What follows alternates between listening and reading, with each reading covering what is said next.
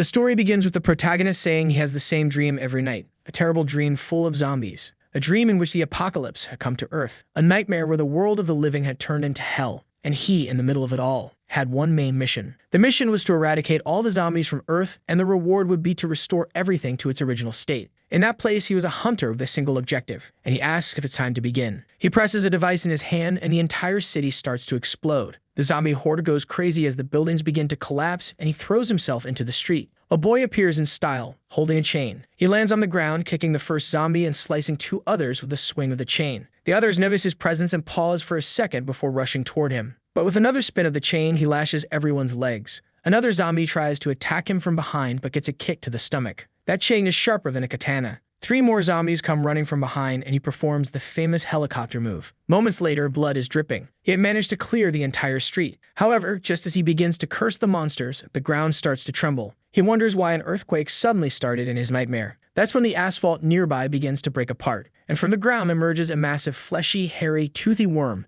What is this? The creature roars at the boy, who looks like he can't believe what he's seeing. In the next moment, it seems like he's been eaten. The mission fails with him dying once again. Suddenly, he wakes up in bed, saying this is way too unfair. Some time passes, and he tells the woman in front of him that he wrote down everything that happened in the nightmare last night. She says he's already written it down 99 times and feels like just yesterday he came here for the first time, completely drained. This is his psychiatrist named Choi Ne. The protagonist, thoughtful, says that 2 years ago, this nightmare started out of nowhere. Constant deaths of vulnerable people, including himself, kept repeating. Every day he would wake up in the middle of the night terrified. And of course, over time, it started to ruin his life. Having this kind of dream every night was killing him psychologically and physically. And that was the reason he started seeing a psychiatrist. Courtney asks him to sit down and inquires if he's there because of nightmares. A skeletal-looking young man says yes, and she asks him to explain more about what they're like. He responds that they're about zombies. That was the day his treatment began. Counseling sessions, hypnosis, and even medications. But even so, the nightmares wouldn't stop, and he kept waking up screaming. One day, she asked if the nightmares were always the same. She handed him a notebook and said that if the dreams were always the same, he could try making a different decision. She wanted him to write everything down, and she would think about what he could do. The protagonist was a bit confused about focusing so much on the nightmares. But she said that this was just the first step, and later, they would decide how to handle the rest. She handed him a pen and told him to write everything down from now on. Once again in the nightmare, he gets eaten alive. And he remembers that when he talked about this situation, she asked if there wasn't a warehouse nearby or something like that. He said yes and decided to follow her advice. He runs to a nearby warehouse and starts looking for a weapon, grabs a crowbar and runs toward a zombie, hits it on the head, and it goes down. Finally, he had managed to fight back in his own dream. And that's how the nightmares began to change. Back in the present, Choi says she's at her limit. She asks if he's really going to continue alone in the 100th dream. He says she knows as well as he does that humans are filthier than zombies. She says she's aware but insists there are good people out there. But he replies that good people no longer want to get involved with anyone. He takes a sip of his coffee and says that even though it's just a dream, he's seen 1 or 2 people die trying to help him. It's not like he has the power to protect others, and it only weighs on him. May realizes that the dreams are so real to him that it feels like he truly lost allies. He then closes the book and says it's time to eat. They're supposed to go grab some soup, and she's paying. She even winks at him, telling him to hurry up. Later, they go to a convenience store. They're already there drinking soup, and she's commenting on how delicious it is. Our guy is smiling. Then he hears someone yelling, asking what's going on. He looks to the side and sees a man in a green shirt arguing with the cashier. The man is shouting, asking why the cashier is standing still instead of letting him pay. The guy keeps yelling, demanding the cashier accept the payment. But the protagonist's expression changes, and he seems scared. He didn't want to believe what he was seeing. When he turns, Naya asks what's wrong, and he says it's nothing. But the loudmouth in the green shirt keeps shouting, saying he'll miss his bus at this rate. Then the other person lunges and bites his neck, throws the man to the ground and starts devouring him. Amid the man's destruction, little by little we see the protagonist. He knew this was the nightmare that had been tormenting him all along. Dreams are dreams, and reality is something entirely different. But now to him, they seemed like the same thing. And worse, this wasn't just any dream. It was a terrifying nightmare. As he's panicking about the nightmare, the man is being devoured. The body writhes as he cries for help. The protagonist doesn't react, and the attacker slowly rises from the corpse. It looks at him and jumps immediately. He probably thought the attacker was going after him, because he was still sitting, unable to react. Outside, there was a crowd of people begging to be saved as they were eaten alive. Everyone was trying to escape, and the nightmare had begun. He tries to stay calm and not move, but his hand starts clutching his pants and he doesn't know what to do, sweating profusely. He was hoping it would somehow pass and be some kind of illusion. But as soon as the cashier finishes eating the man, it looks at the boy. Now he knows this isn't just a dream. The zombie screams and charges at him from behind. With no options or weapons, he grabs a pot from the table and smashes it on the zombie's head. But he knows full well that isn't enough. He runs to the side, looking for another weapon, finds a broom and breaks the handle. At least now he had a chance. The problem is the zombie had already lunged and was too close for him to use the stick. As it's about to bite him, he manages to duck and dodge the attack. The creature snaps its jaws at empty air. He grips the weapon, gets a foothold on the ground, and throws himself at the zombie. Jams the stick straight into the monster's neck. With that, he scored his first kill in the real world, and the creature fell to the floor. Looking at the monster, he wonders if it's because of the countless nightmares. The moment he accepted this as reality, his mind calmed down. That's when Choi-nae calls his name, Jerem, and asks if he really killed someone. But he just sighs, and asks if she's not seeing what's happening outside. That horde of creatures was moving corpses. Or in other words, they were all zombies. Nae seems unable to believe what he's saying, but he has already accepted the entire reality and states that what he wrote down has become real. At that moment, an explosion happens. Jerem recalls the timing of the explosion and its connection to his dream. It always happened at the gas station. Nae turns around and now there's no doubt. Everything that happened in the dream had become reality, which means this artisan village will soon be completely destroyed. By nightfall, this place will already be overrun by monsters. The problem is, it's not just this village. In the early dreams, he didn't even make it out of Korea, which was completely destroyed. By the 20th dream, he reached China, which was also destroyed, and the United States and every other city. In all 99 nightmares, humanity was defeated. That's because the zombies grew stronger every day, while human civilization, unable to adapt, was slowly wiped out. Seeing the gas station explode in front of him, he already knows what the future holds. He desperately needs to survive. That's when he hears a sound beside him. Slowly, he turns his head, and what he sees leaves him shocked. The mission system had appeared. Kill all the zombies on Earth, and the reward was to restore everything. The same window with the same message. The one that kept repeating in the nightmare. He tries to pass his hand through it, not quite understanding what it is. It was fine appearing in dreams, but it was strange that this was now happening in reality. Or rather, the mission's content had indeed changed. The mission was now about the Great Guardian. He had to protect Professor Choi-nae at his home. The system was sneaky. Still startled, the protagonist tries to calm himself for a second. At least he had lived through this 99 times. Asking himself why this was happening wouldn't change anything. Then he notices something in the system's window. There was a section about skills. Suddenly, the window updates and asks if he will accept the challenge. At that moment, he knew this was the mission, and he had never succeeded in it. But at the same time, he felt a strange sensation. He sensed that with any choice, he had the chance to change this desperate future. Nae then asks what's wrong and if he's okay. He says yes, and that he just felt a little off. She smiles and says that's a relief. But the protagonist sees her completely transformed into a zombie. With that, his smile fades. There was something he had never had the courage to write in his notes.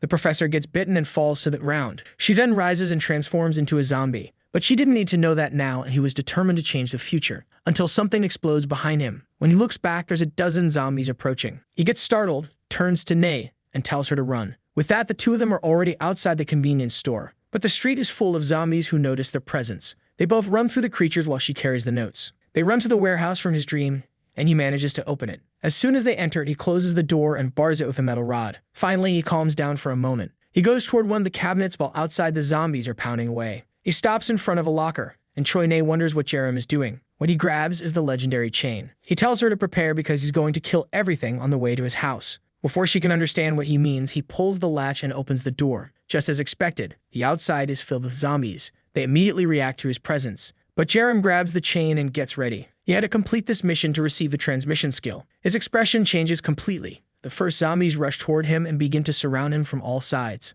But with the chain, the boy is experienced and prepares the helicopter move. The first zombie approaches and takes a blow to the forehead. Nae is inside watching all of this. Meanwhile, Jerem swings the chain back and forth, hitting everyone like Kurapika from Hunter x Hunter. And boy, when it hits, it hurts. Zombies fall to the ground as he advances toward the rest. With the chains wrapped around his arms, motivated, he lets out a shout. The sensation of being surrounded and spinning the chains felt very familiar to him. Nae, watching from inside, remembers asking him why he chose chains as a weapon. The question left him a little surprised, but now it made sense. Seeing him eliminate several zombies around him, she recalls that at the start of the dreams, he always talked about the chains too. A weapon with flexible attack range and far more durable than any knife. It didn't need to be sharp, just strong. Suddenly, one of the zombies approaches from behind. The protagonist turns and manages to make it bite the chains. He immobilizes the creature and tells it to bite harder. Then he yanks the chain to the side, destroying its teeth and hitting it in the face. With the creature still in the air, he strikes again, slashing through its chest.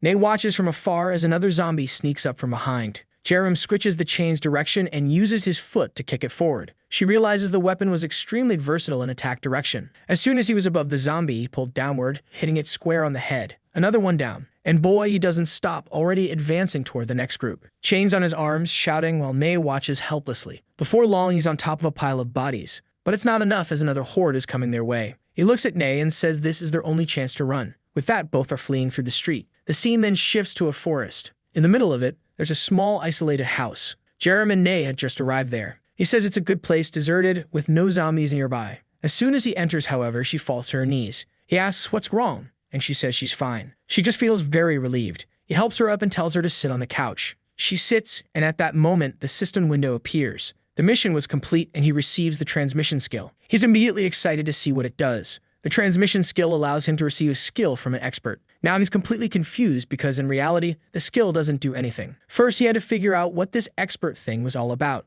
But it couldn't be that the clues were so vague that he had no idea what to do. The system then explains that if someone views him favorably, he can learn a transmission skill from that person. Obviously, he has no clue what this means but decides to test it. He activates the transmission on Nay. Suddenly, a magical circle forms above and below both of them. He looks surprised, but on the other hand, she doesn't seem to be reacting at all. This clearly indicated that she couldn't see anything. However, the system congratulates him, saying he has acquired a skill. Clearly, it was related to her profession, but for him, it wasn't very useful. Nathan lights a cigarette and calls out to him. She asks if those monsters were the zombies from his dreams. She remembers him writing something very similar in that book. Now she wants to know what's happening or if she's also started having a nightmare. Jerem realizes she's panicking. She's relieved to have survived but is beginning to mentally break down. For him, though, this was all too common since these were scenes he had experienced repeatedly in his dreams. It was the perfect moment for him to use the skill he just gained. He activates mental care. A magical circle appears beneath both of them, and the system announces that the skill has been successfully used.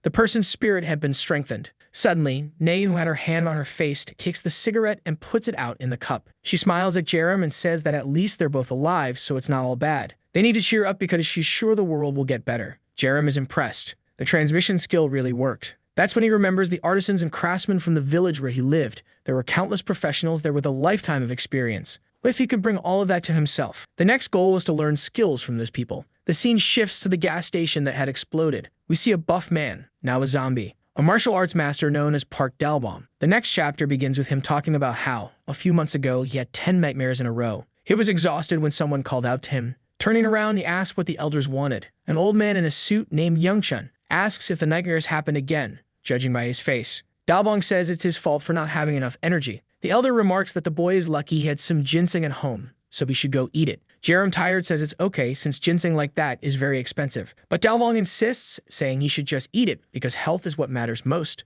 The poor protagonist looks awful when he's skinny. Back at the house, he's starting up his scooter. He's ready to leave when Nay opens the door and asks if he's lost his mind. What's he thinking? Heading into the middle of the city? How does he plan to kill all the zombies? Jerem asks if she didn't see how he handled the creatures. It's just a few zombies who won't be defeated. She puts a hand to her head and says it seems there's no changing his mind. After some thought, she at least asks him to be careful, but warns that if he gets bitten anywhere, she won't open the door for him. He tells her not to worry since he hasn't been bitten since all of this began. She snaps at him to shut up and stop saying those death flag lines. He laughs, starts up the scooter, and gets ready. He's sure the two elders must be together as always and he needs to save them both. With that, he speeds off, leaving Nay behind. She lights another cigarette and thinks she made the worst decision trying to quit smoking this year. The scene shifts to the city, which is of course overrun with zombies. We're inside an office in the village of Jangwon. There are zombies everywhere, walking around. Behind the counter, a small bald man is trembling. It's Youngchun, who doesn't know what to do. A zombie wandering nearby spots the trembling man behind the desk. The poor old man freezes, waiting for death to come. Then he hears a noise.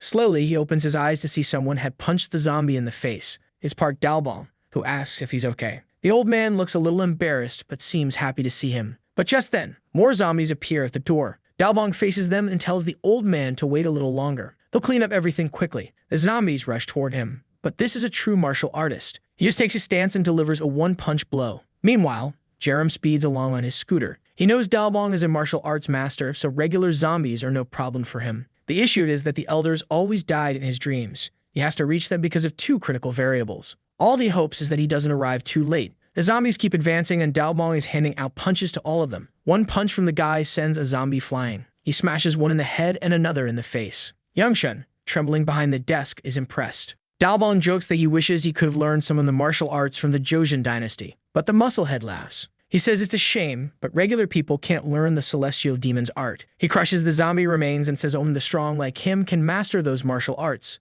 Youngchun responds that he understands, but it's a pity since he always wished he'd been born with a strong body. Then they hear a noise nearby. A heavy footstep and a creature that looks like an uglier version of Attack on Titan 2.0 approaches. The problem is the monster's height. Dalbong estimates it to be between 2.5 and 3 meters tall. A zombie walks past the giant, who grabs its head. Opening its huge mouth straight out of Attack on Titan, it chomps down. The elders are baffled. The zombie was eating other zombies. It devours everything and even lets out a burp. But Dalbong looks excited, saying that an interesting target has appeared. He disappears in a blur and goes to punch the giant in the face. With his fist pulled back, he activates the double tiger energy strike. A barrage of punches known as the Tiger's Dance rains down on the creature. It keeps shouting and hitting the monster relentlessly, but the creature starts roaring, seemingly unaffected. Dalbong doesn't understand how the monster is retaliating even while taking such a beating. The beast lunges at him, but he manages to hold his hands. The problem is the monster begins applying force and Dalbong seems unable to overpower it. He quickly realizes he might not be a match for this thing. With a strained face, some of his vertebrae give way. He falls to the ground, clutching his back as Youngchun calls out to him. Poor Dalbong, his herniated disc acted up. The zombie, indifferent, moves in for the kill.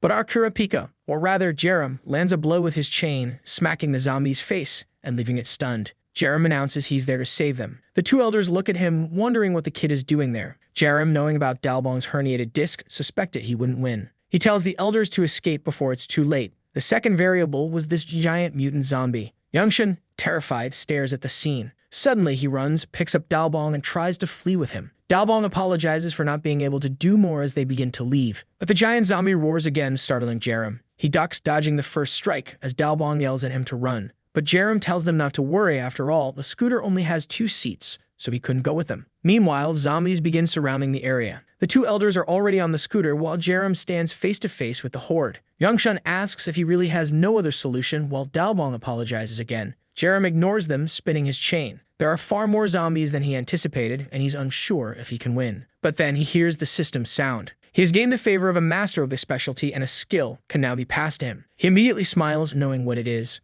The giant roars, and the zombies close in on him. Youngchun shouts Jerem's name as he stands still and simply says to activate the skill. Then he jumps, dodging the attacks. He mutters something about gathering energy from the province of Joseon. The buff monster looks confused, not understanding, until Jerem lands with both feet on its head, activating the Joseon realm. The explosion crushes the giant and sends the rest flying. Standing there in style, the elders are stunned. Jerem had learned the celestial demon's martial arts. At that moment, he unlocked martial evolution, though still at rank F. The next chapter begins with a tale about the strongest man in history. Known as the Celestial Demon, he crossed all of China. He returned to his homeland of Joseon long after. There, drawing energy from the land, he refined his martial arts. He finally achieved absolute strength, and this was the ability Jerem had just begun to unlock. The giant had been flattened. Still standing coolly, Jerem had his arms crossed. The elders hadn't even started the scooter and were left gaping. Dalbong had no idea how someone as skinny as Jerem could use such martial arts. Standing atop the zombie, he received another skill.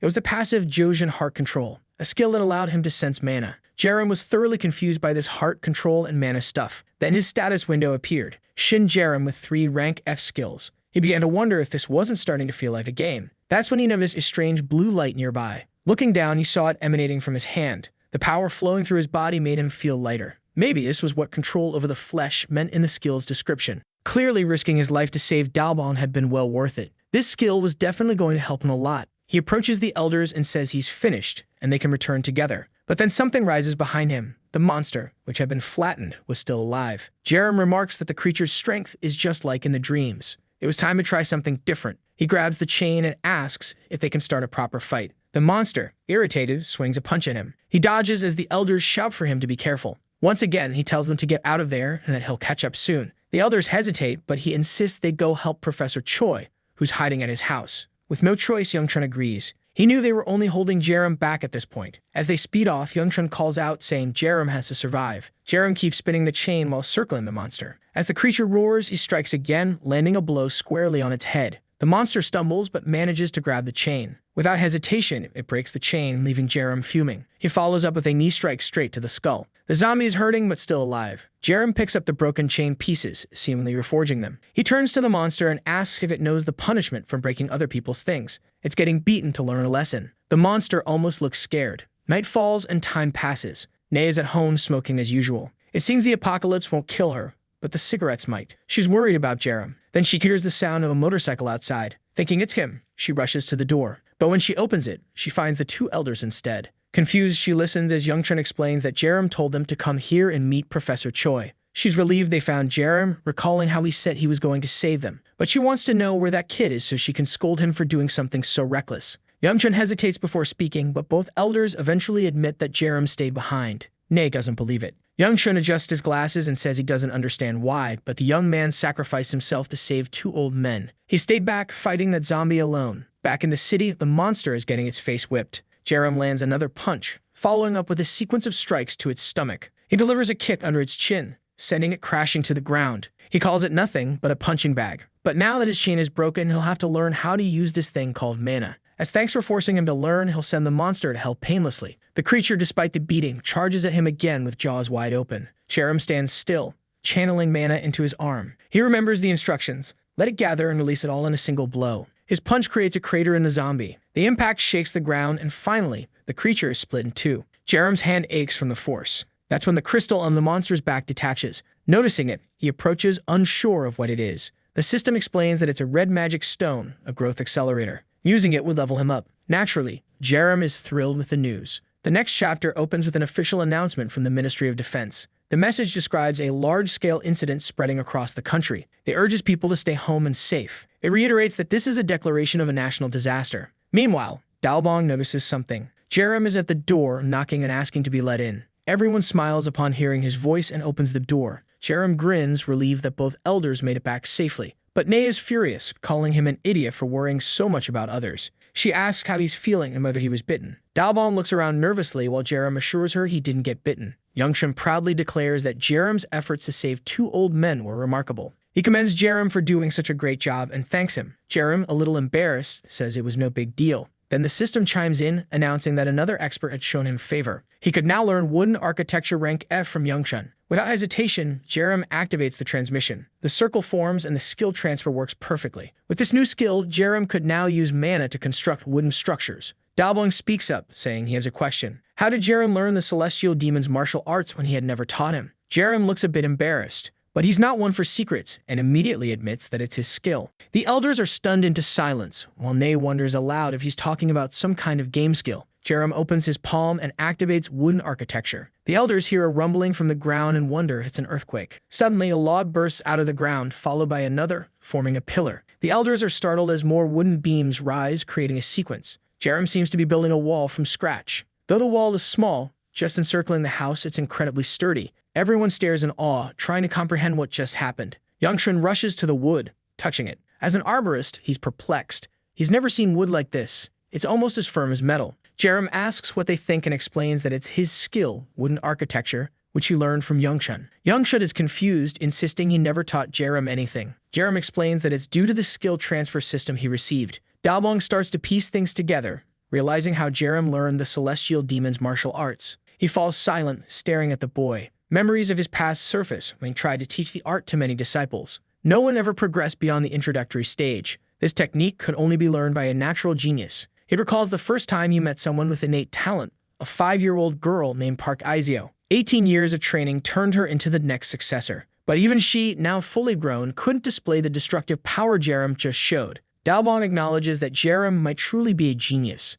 If anyone could save the world, it was him. At that moment, the system alerts Jerem that he has no mana left due to excessive skill usage. Sweating profusely, he struggles to stay conscious. He stumbles, swaying on his feet. Nay asks if he's okay, but he collapses face first onto the ground. The elders shout his name and rush to help him. Glancing at his status window, Jerem sees his MP bar is empty. The system informs him that he'll enter forced rest to recover mana. Jerem hadn't expected such a consequence. Sometime later, he opens his eyes and sits up. Looking around, he realizes he's in his room. The system announces his mana has been restored. It explains that sleeping recovers even more mana. Jerem reflects that using skills isn't always the best or most convenient option. If he runs out of mana mid-fight, he could pass out and get eaten while unconscious. Just then, Nay enters the room, smiling when she sees he's awake. She says she was worried about him, and he apologizes for overusing his skills. She chuckles, saying she figured, considering he made a forest sprout out of nowhere. But if he's feeling better, she invites him outside because dinner is ready. Under the moonlight, they're hosting a barbecue. The elders are happily eating. Outside, zombies are banging on the wooden wall, slowly gathering in numbers. Jerem doesn't seem too thrilled. Dalbong, however, is celebrating, saying the star of the show has arrived. Jerem asks what he means. Dalbong explains that he's grilling pork belly for their hero, but Jerem finds it odd to eat outside with zombies pounding at the walls. Nongshun reassures him, saying the wood is as hard as steel. These zombies could get all they wanted, and it wouldn't break. Even with a lifetime studying wood, he's never seen a barricade this perfect. Jerem reluctantly sits down, trusting their words. May pops open a beer and says that in an apocalypse, she has to enjoy life more. They sit, talking and eating. Jerem begins to feel something different. This was nothing like the 99 nightmares he had lived through. In those dreams, life amidst the zombie-infested world was hell every day. But now, with good food and friends, it felt different. For a moment, the terrifying world seemed like a relaxing place. At least for now. Because in the next scene, chaos erupts elsewhere. A soldier is shouting for the troops to advance and not stop. Zombies swarm toward them, while one of the soldiers radios for backup. The main defensive line is on the verge of collapse. Another massive horde of zombies, numbering over 1,000, is approaching rapidly. And the target of this attack, the artisan's village. The enormous zombie in the distance had a horrifyingly long tongue, but at least there was a massive crystal embedded in its forehead. It looked like it could grant a ton of levels. The next morning at 7 a.m., Jaren wakes up. The system rewards him for saving 3 people on the first night. He receives the rank F analysis skill, allowing him to use mana to view information about a target. Surprised, he realizes he didn't even know secret missions existed. Then he hears someone counting from 1 to 3 nearby. Looking outside, he sees the 2 elders practicing.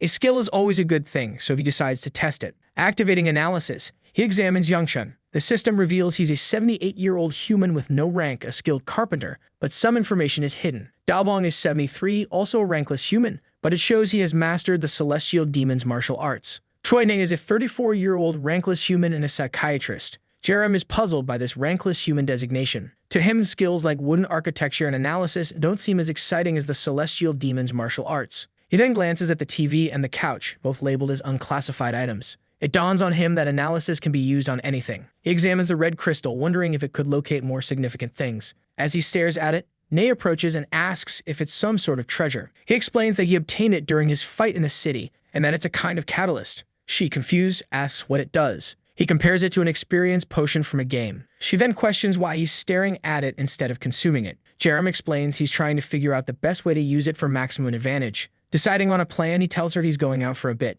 Nay immediately objects, reminding him he collapsed not long ago. But Jerem, helmet on, mounts his motorcycle and says there's something he needs to confirm. With that, he speeds off, leaving her frustrated. Back in the ruined village, zombies react to Jerem's approach. They charge at him, but he's running out of patience. He swings his chain, smacking zombies left and right without even stepping off his bike. Still, Jerem knows the true crisis of the village hasn't begun yet. He recalls his past life when that giant monster stood atop a pile of corpses, with more grotesque creatures leading the charge. There was utter despair, and he remembers looking down as another nightmare ended in death. But now, taking off his helmet, he declares it's going to be different. An explosion echoes, and Jaren realizes the monsters have already arrived. Wrapping the chain around his arm, he heads into the forest, knowing it's the first obstacle. But it's not going to be easy. A zombie lunges at him, and Jerem delivers a punch enhanced by the chain. Meanwhile, on the road, soldiers have set up a barricade, waiting for the monsters to approach. One soldier jokes that capturing the black monster alive would get him a promotion. He orders everyone to remember the priority: capture the black monster alive. Suddenly,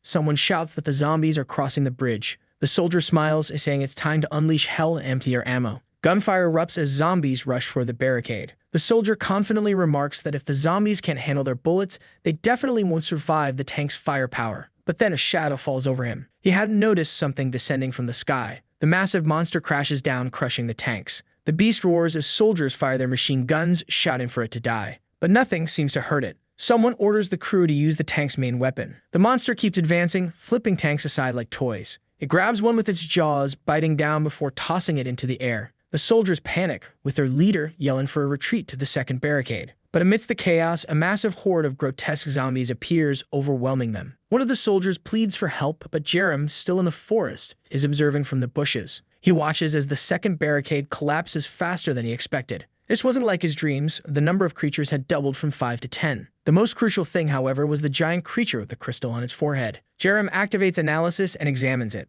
Whatever he sees makes him mutter that he's tired of taking it easy. The scene shifts to Jerem speeding his motorcycle back toward the town. He estimates there are around 500 creatures in the area. The celestial demon's martial arts are powerful but consume a lot of mana. He realizes he has no choice but to use them. Every summer, the artisans' village holds a fireworks festival for tourists. This year, the festival was supposed to happen tonight. Jerem knows there must still be some fireworks left. He heads to a boat, climbs aboard, and starts searching. Eventually, he finds the fireworks he's looking for. He also finds a walkie-talkie, which with some adjustments he can use. He just didn't expect to need all of this so soon. Night falls and the city is crawling with zombies as usual. Nearby, Jerem sprays himself with a strong scent on his face, his shirt, and anywhere else he can. Satisfied with the smell, he prepares to use the red magic stone. He places the chain on the ground and activates analysis. The system confirms that the chain is unclassified. Knowing that a good weapon is critical for dealing with a horde, he contemplates how to use the stone. Rating the crystal closer to the chain, he wonders if that's all it takes. The system pops up a window asking if he wants to strengthen the item. He selects yes, and suddenly, the chains glow with a red aura. After a brief flash of light, the strengthening is successful. The chains are now intact chains, a rank F item. They can conduct 15% of mana and come with a special skill, Separation. Jerem is impressed by how much the weapon improved just by gaining a rank. When he picks them up, his mana flows through the chains, making them shine. Curious, he activates the Separation skill. The chains transform into combat gauntlets. This strengthening stone was even better than he imagined. Suddenly, the ground trembles. What he was waiting for has arrived. At the village entrance, creatures begin appearing. The long-tongued monster destroys a flag and roars. The zombies start running toward the town. Jerem observes from a rooftop, strategizing his next move. When most of the stronger zombies are in the main street, it's time for the fireworks. He presses a button on the walkie-talkie, activating the fireworks on the boat. Instead of attacking the zombies directly, he uses the fireworks as a distraction. A red explosion in the sky catches the attention of the big brute, who stands dumbfounded. Jerem sneaks up behind it, wraps the chain around its neck, and pulls hard. The brute struggles, but it's too late. Off with its head. With style, Jerem is framed by decorative explosions in the sky. As the body falls, the long-tongued creatures hear the commotion and attack Jerem. Remaining calm, he activates wooden architecture. A wall rises, Fortnite-style, blocking their path. The long-tongued zombies are confused, but not for long. Jerem strikes with the chain, smashing their heads. Blood splatters on the asphalt and 3 crystals fall. He quickly grabs the crystals and adds them to his weapon. The chain upgrades again, 1 level, 2 levels, 3 levels. More zombies approach, but Jerem grins and taunts them to come at him. Swinging the chain like a helicopter, he mows them down. Meanwhile, the enormous monster watches the fireworks from outside the city. It stumbles around, smashing into a bar like an idiot before freezing in place. Suddenly, the creature sniffs something in the air. In a single bound, it leaps into the main street. It notices the carnage, zombies lying dead and Jerem at the center, taking them all down. The monster roars and Jerem, unfazed, remarks that it arrived at the perfect time. He pulls out another crystal and strengthens the chain 5 more times. The system warns that he has reached the limit of strengthening and asks if he wants to proceed. Jerem confirms, and the chains evolve into flame chains, a rank E item. He gains the special skill Firework Flame. Jerem, brimming with confidence, punches his fists together, activating the skill. Flames engulf his arms as he declares the festival has just begun. Elsewhere, a man sits in a small house. His name is Sebastian Kim, a 65-year-old professor of ideology, specializing in animal and human behavior. Petting a rabbit on his lap, he's interrupted when a crow lands beside him. Addressing the crow as Manhwa, he asks what's happened. The crow delivers a letter, which Sebastian praises it for bringing. The message warns of zombies overwhelming the village and advises him to stay alive. Sebastian seems excited that the sender is still alive and wonders if the conservation team is okay. He hopes they haven't all died. Then he sees the fireworks lighting up the sky. He wonders if a zombie could have caused this. The rabbit tugs at his leg, pointing towards something. Sebastian scolds it, telling it to stop urging him to go to that hellish place. But as he gazes at the scene, it reminds him of something. He recalls a past incident in the forest when something was watching him from the trees. It was that same strange flying rabbit, or was it a squirrel, that leaped onto his shoulder to warn him of danger. That's when he started running. On the first day of the incident, Sebastian had seen zombies attacking. If it weren't for his little friend's warning, he would have died. Now, if the creature is warning him again not to stay there, then once more, he will trust his instincts. Apparently, he's heading to the city. Back in the city, Jerem is face to face with the giant monster. The creature glares at him, stretching its long neck in his direction. But Jerem is cold and calculating. He sidesteps and lands a solid punch on its head. The firework flame ability works, and the beast crashes face first into the ground, catching fire instantly. It retreats for a moment, then turns back to Jerem. It opens its mouth and begins drawing in the air around it. But Jerem already knows the pattern of the venomous web attack. The monster does exactly as he predicted. He wonders if it's due to the analysis ability. Somehow, he instinctively knows how to counter this. The system alerts him that his mana injection has reached its limit. He activates the firework flame release. Jerem grins and throws a fiery punch. Fire beats web, and as Jerem says,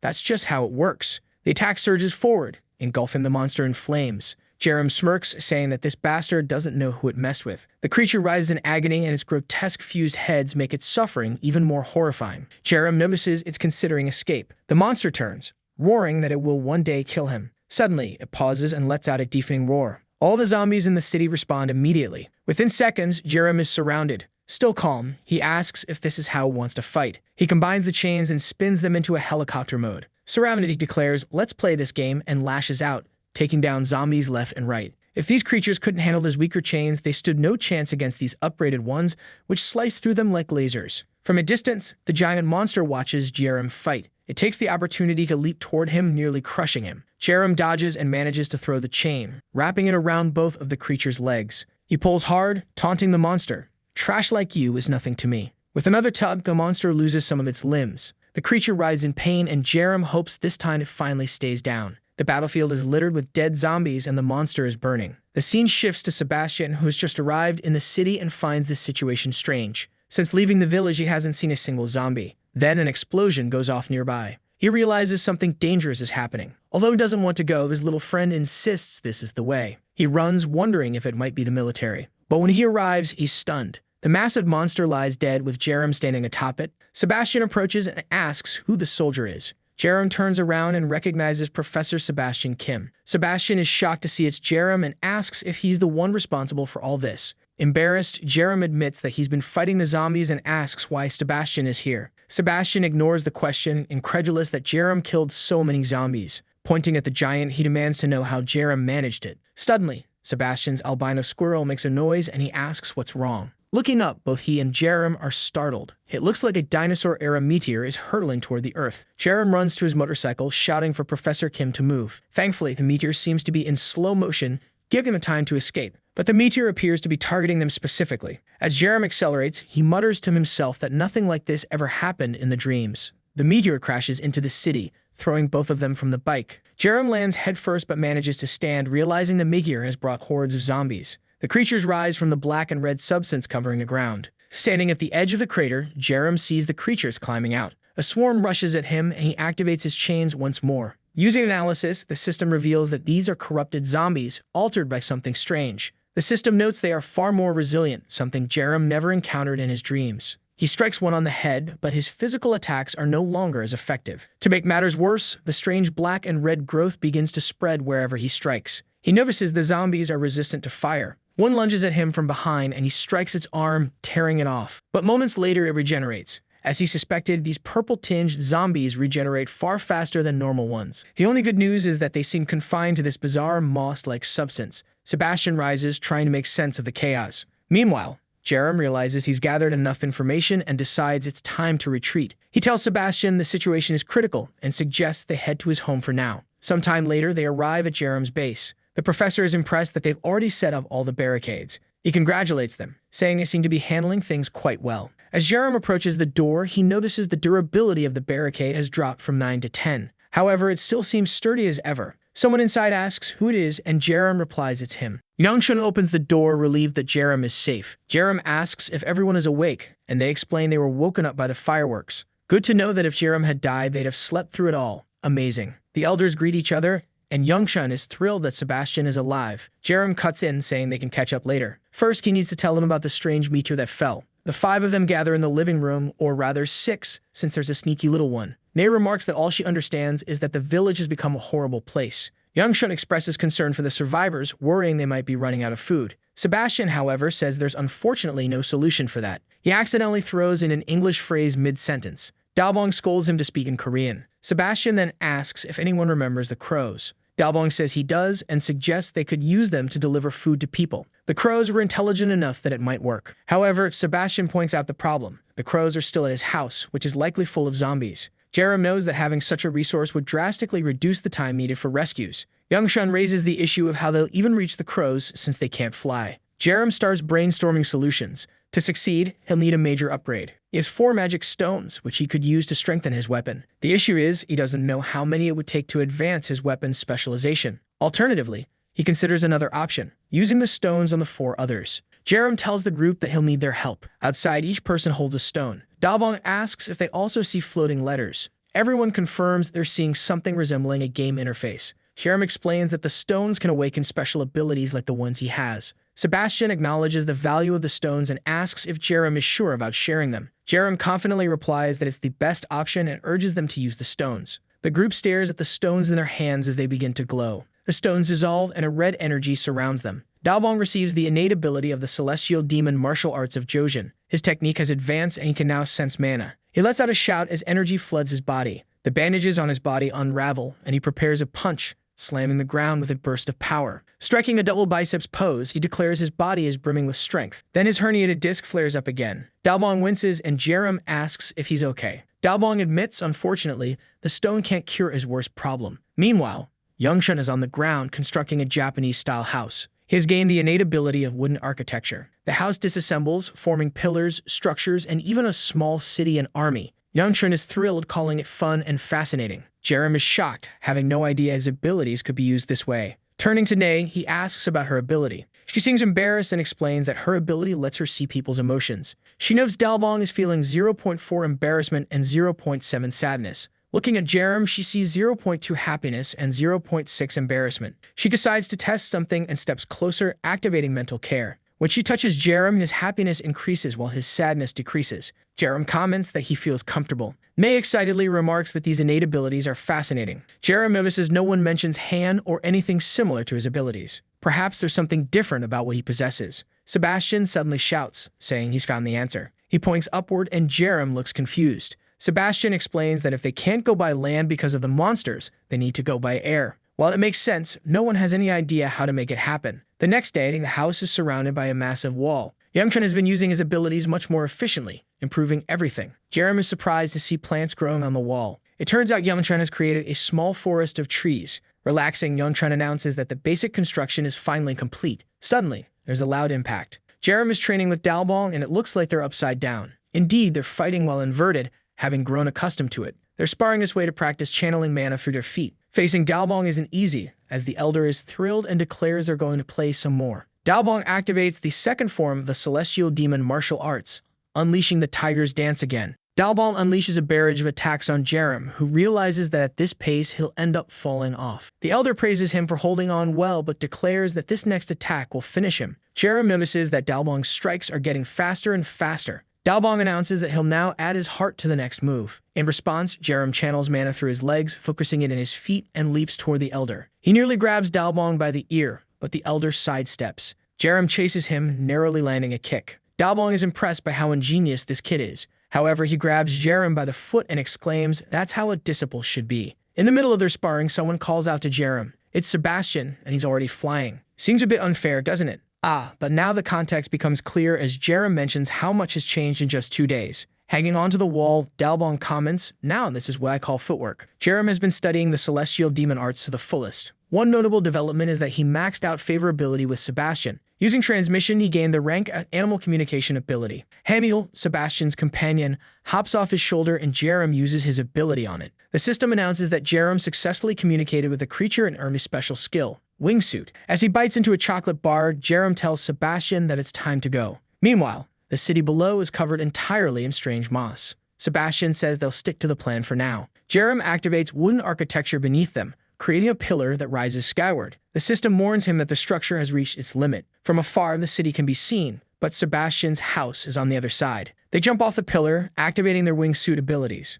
With arms spread wide, they glide over the city. Jerem is relieved to see that the strange moss hasn't invaded the houses. But Sebastian points out something strange. The zombies seem to be carrying bodies. Jerem finds this odd, noticing that the creatures are tossing the bodies into a pile. One creature is clearly absorbing the bodies. As it finishes consuming them, the purple moss monster begins transferring its energy to another creature. Jerem watches in disbelief as a headless, armored, bloated monster emerges. He knows that eroded monsters affected by this substance are far tougher to deal with. His biggest fear is that the stalker from earlier may have undergone the same process. For now, they focus on their main objective. They arrive at Sebastian's house, where he celebrates seeing his crows alive. The crows rush, or rather fly, to him. Suddenly, Sebastian's demeanor changes as massive wings sprout from his back. Jerem is confused but finds it obvious. This is Sebastian's new power. The professor, feeling like a cherubic angel, starts flying and tells Jerem to follow him. Jerem complains that it's unfair Sebastian gets to fly alone. He channels mana to his feet, leaps, and begins gliding.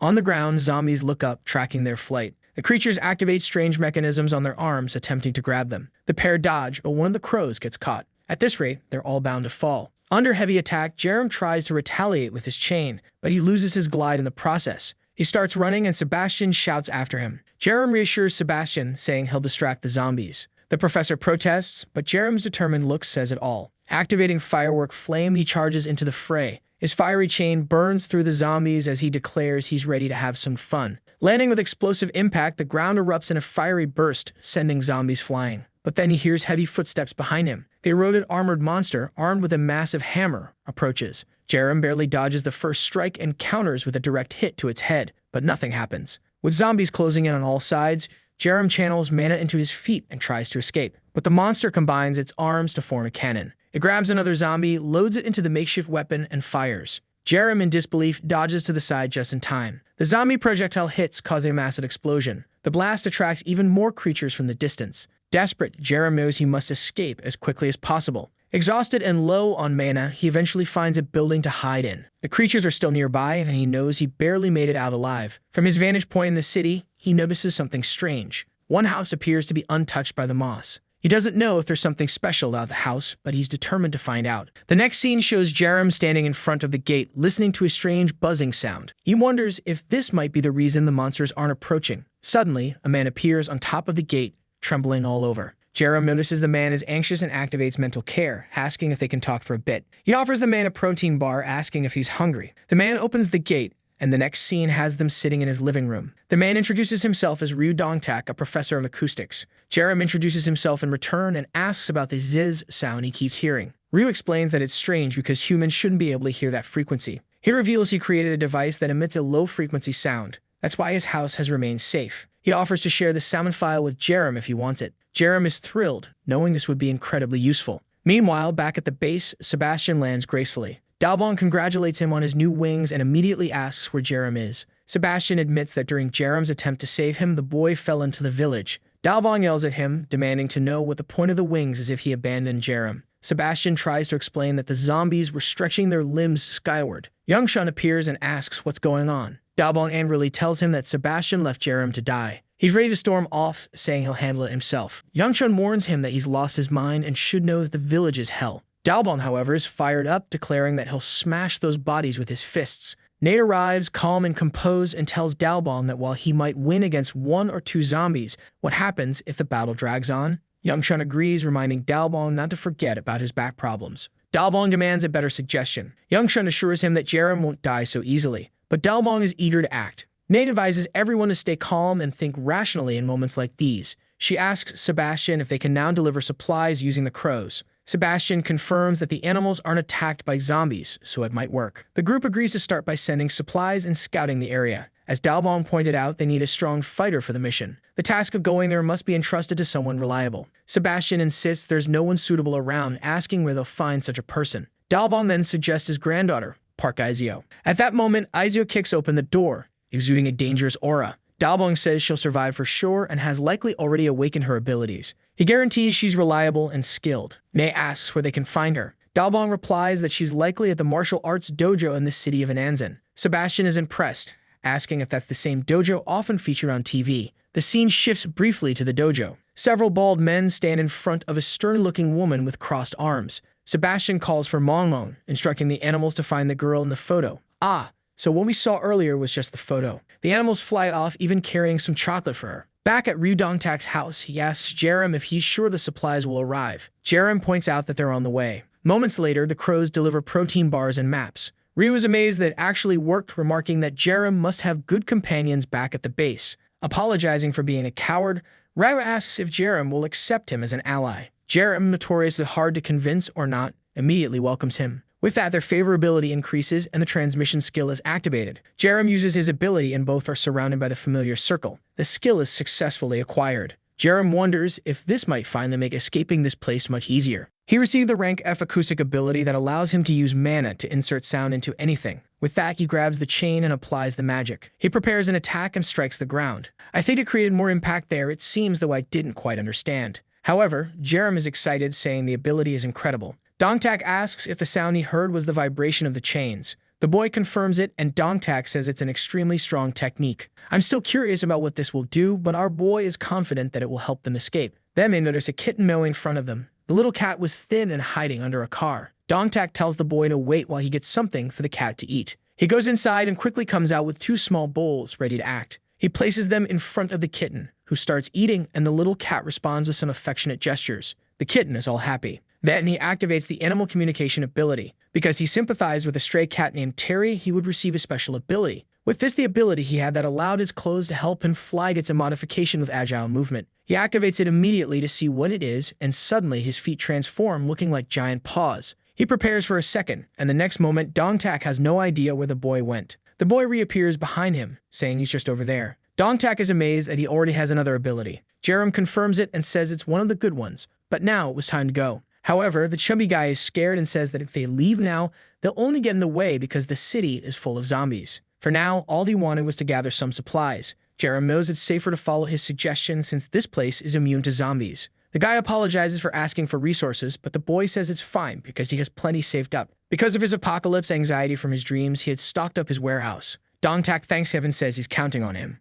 Our boy summons the crows and then leaves. With his cat-like feet, it seemed like the corrupted land wasn't reacting to him. And now it was time to use all of his new abilities to the fullest. In front of him were several zombies. He prepared the sound ability on the chain, saying he's tired of running from them. He ran toward them and activated the acoustic magic. Man, it seems like he now has full control of the chain because it hit the monster's forehead dead on. Even the eroded creatures couldn't resist anymore. The attacks that used to only dent their heads were now completely different. The zombies began to disintegrate on the ground, and unlike the others, these ones dropped crystals. However, as he approached to pick them up, tentacles appeared behind him. The attack headed toward the protagonist, but he turned and struck with the chain. I thought the creatures would resist, but it sliced through like butter again. The problem is that he's starting to get surrounded. He activates the cat's leap and jumps onto the wall. Seeing the horde of zombies, he knew it. That place was a treasure chest. He returned to the fight, activating the acoustic magic and lashed out with the chain. He even shouted Atada Kamasu as the zombies ran toward him. A long time passed and he was still there, whipping the tentacles with the chain. When he looked back, no more zombies were approaching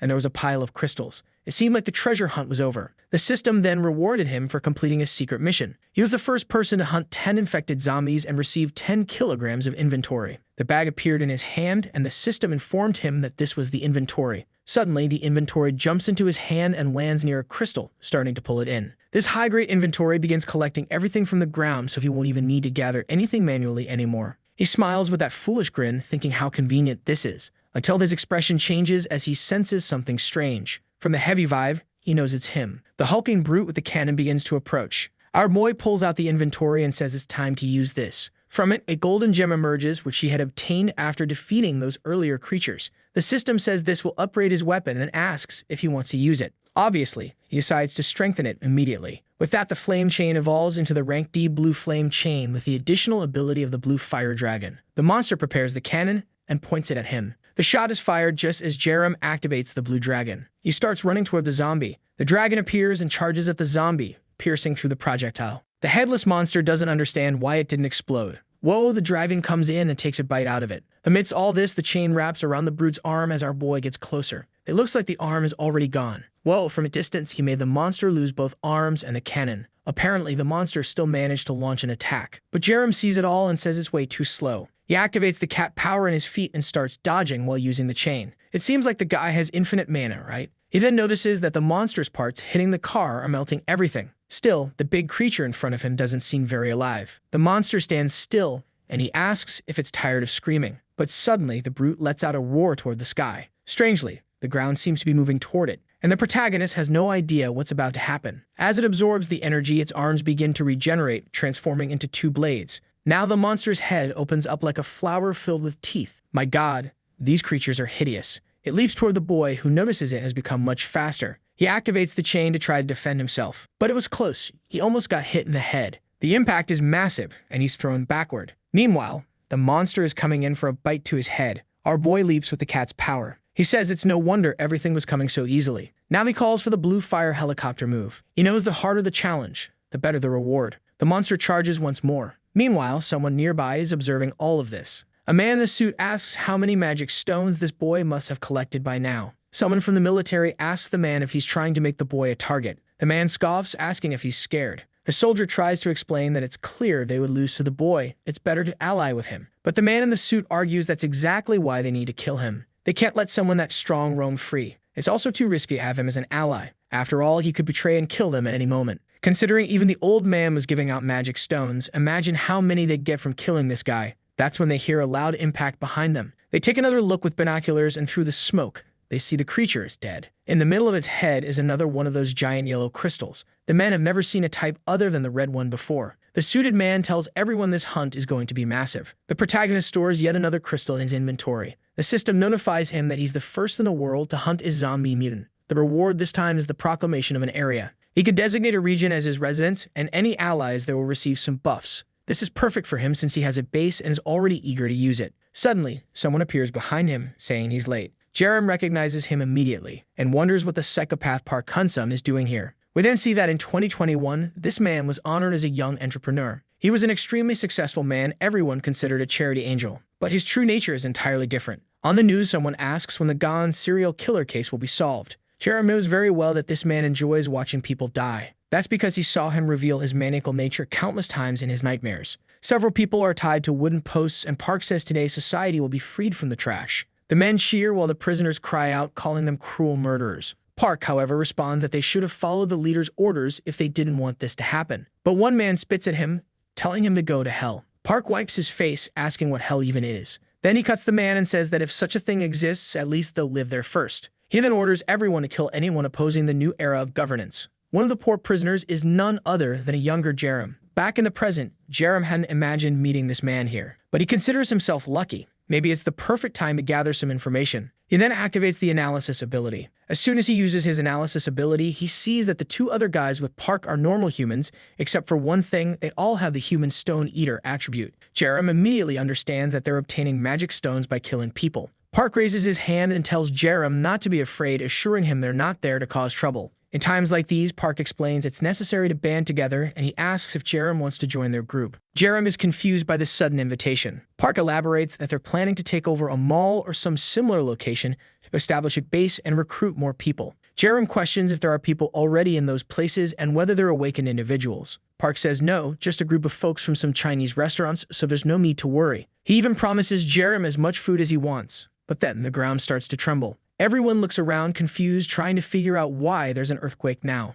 Then comes the system window. It only warns of danger, announcing that pursuit has begun. Jerem has no idea what this means. Suddenly, tentacles begin emerging from the ground. Zombies appear on both sides, surrounding the group. The soldier starts attacking while the guy with the bat panics, asking what's going on. Park orders everyone to retreat to their base. Jerem agrees and asks Park to lead the way. He swings his chain, clearing out most of the tentacles. This display unsettles the assassin. Still, Park feels confident that if Jerem lets his guard down, he can take him down. Park moves in another direction, telling Jerem to follow him. For now, Jerem decides to play along, curious to see how things unfold. At least this chaos might make it easier for him to escape. As he follows the cars, he makes a vow to himself. Park Kun-sum is going to die here. Up ahead, Park manages to kill a few zombies. The problem is, everyone notices that the horde isn't diminishing. Suddenly, someone tells the soldier to duck. It's Jerem who swings his chain, taking out the zombies ahead. Jerem scolds the soldier, telling him to wake up and use his spear properly. It seems like Jerem is the only one doing the heavy lifting. Now the others are starting to get scared.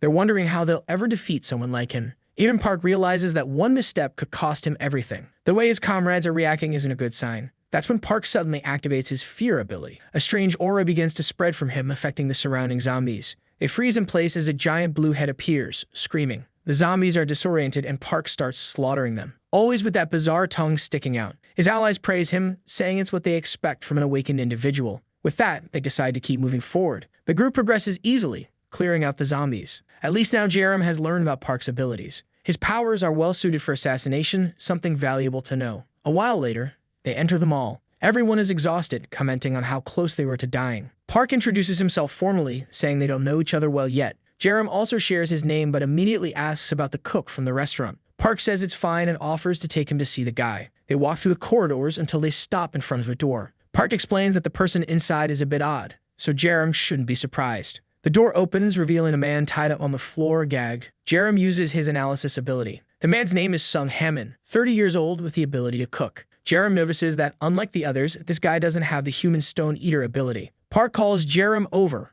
remarking that he doesn't seem very surprised. Jerem comments that they said the guy was odd, so he figured he might be tied up. But Park finds it strange how naturally Jerem is reacting. Park says he thought Jerem might misunderstand, which is why he explained earlier. Jerem then asks why Park tied the man up. Maybe he's useful in some way? The soldier agrees, but another guy questions what he means. Jerem says it's a waste to keep someone alive, they're worth a magic stone. Park's expression changes instantly. He starts laughing, saying Jerem is remarkably honest when talking about killing. Jerem asks if it isn't entertaining. The lunatic beams, saying the world is too small to meet someone so similar to himself. What a twisted psycho. He killed insects, animals, he's unbearable. He recounts how even his family couldn't understand him. Gee, wonder why. That's why he decided to become an entrepreneur and mask his desires with wealth. But now in this apocalypse, he's met someone so similar to himself. Park confesses that, to be honest, he was planning to kill Jerem, but he can't bring himself to kill someone so much like him. He asks if Jerem wants to team up and live in a pleasant world together. Jerem knew Park would fall for the trap. He'd used a similar strategy in his nightmare and already knew Park loves having a murder buddy. Jerem shakes hands with Park, saying it's an honor to meet someone so similar to himself. As the favorability between them reaches the required level, Jerem gains the fear ability. Our boy thanks the system for granting him the skill via telepathic transmission. Obviously, this ability consumes mana to instill fear in others, a pretty complex skill. Park, curious, asks Jerem about his own abilities. Jerem lies, claiming his ability is just agile movement. Park recalls Jerem's evasive maneuvers and now understands what he was doing. However, Park also asks about the flaming chain. Jerem casually explains that it's just an ordinary chain strengthened with several magic stones. Park then inquires about the abilities of the others. The two claim they don't have any, unsurprisingly. But Jerem finds it hard to believe, especially since his system analysis revealed that the two had awakened. Still, considering the risks they faced and the fact that no one used any powers, maybe it's true. Perhaps ordinary people don't gain abilities even after awakening. That's when the guy with the bat calls everyone's attention. A group of large figures with gas masks is approaching. No one expected creatures to be able to leave the purple zone.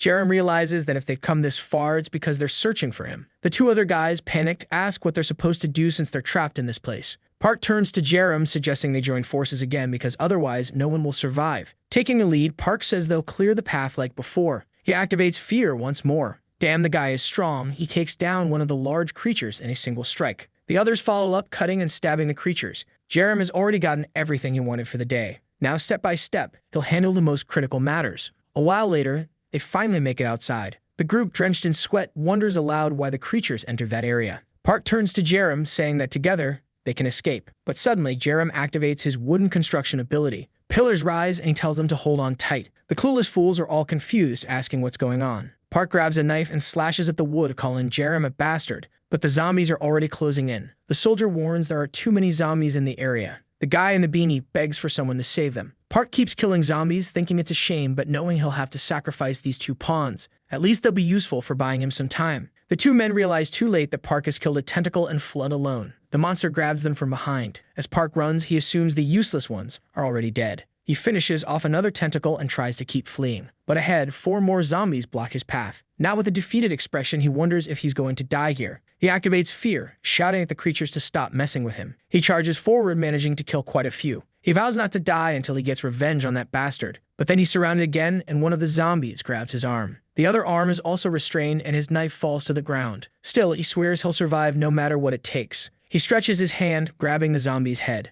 Ripping off a chunk of the creature's face, he declares that he's willing to abandon his humanity to stay alive. Meanwhile, behind the wooden barrier, Jerem remains calm. He knows the barrier is buying him enough time. He heads to the back of the store to check on the tied-up man. Jerem unties him and tries to wake him up. But as soon as Hammond comes to, he flinches and begs to be spared. Jerem activates his mental care ability. However, he notices it's consuming a lot of mana, probably because Hammond is in extreme shock. Once again, Jerem asks if Hammond is okay. Hammond warns him to flee, saying this place is a nest of killers. There are over 10 bodies in the nearby boxes, making it dangerous to stay. Jerem calmly replies that he already knows and is here to rescue him. Confused, Hammond asks why Jerem is helping him when they don't even know each other. In a heroic tone, Jerem says he doesn't need a reason to help people. He hands Hammond a magic stone, telling him to use it. They'll need it to escape. But Hammond misinterprets the gesture. Remembering how Park once took a similar stone from a corpse, Hammond assumes Jerem might be a killer too. However, he notices that unlike the other stones, this one lacks a strange, malevolent aura. Before he can comment, Jerem explains that he got it by killing a zombie. Realizing that's why it's different, Hammond asks if it's really okay for him to have it.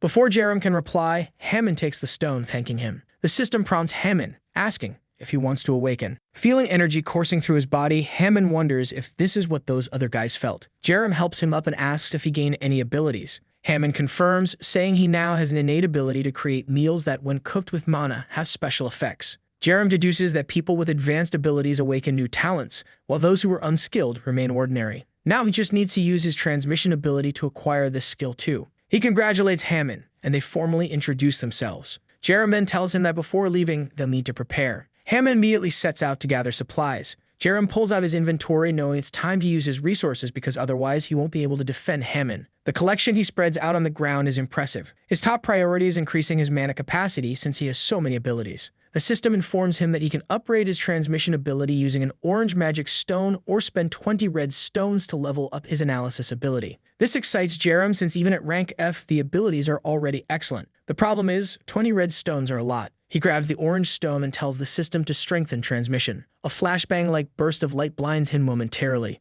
With that, transmission advances to rank E. His mana capacity increases significantly, and now he can further enhance abilities acquired through transmission. Considering how many abilities he has, this upgrade is perfect. He also upgrades analysis, which now allows him to predict enemy movements. Curious to see how it works, he tests the skill. Just then, a pleasant smell hits his nose. Hammond has prepared a meal, saying it's too bulky to pack, so they should eat it now. Jerem eagerly grabs his chopsticks, saying it will be a pleasure. As he eats, he gains a 20% bonus to all stats for 3 hours. The food is incredibly potent. Obviously, he eats everything and cleans the plate. He jokes that when gamer parents have kids, they'll convince them to eat vegetables by saying, "Eat this broccoli, and you'll gain 15 agility points." He praises Hammond, saying it's now much easier to escape. But Hammond mentions that the entrance is blocked with wood. Jerem assures him, saying he knows another way out. He raises his chain and slams it into the ground. A path to the sewers opens. The two descend into the tunnel when suddenly an earthquake shakes the ground above. Hammond has no idea what's happening, but Jerem remains unimpressed.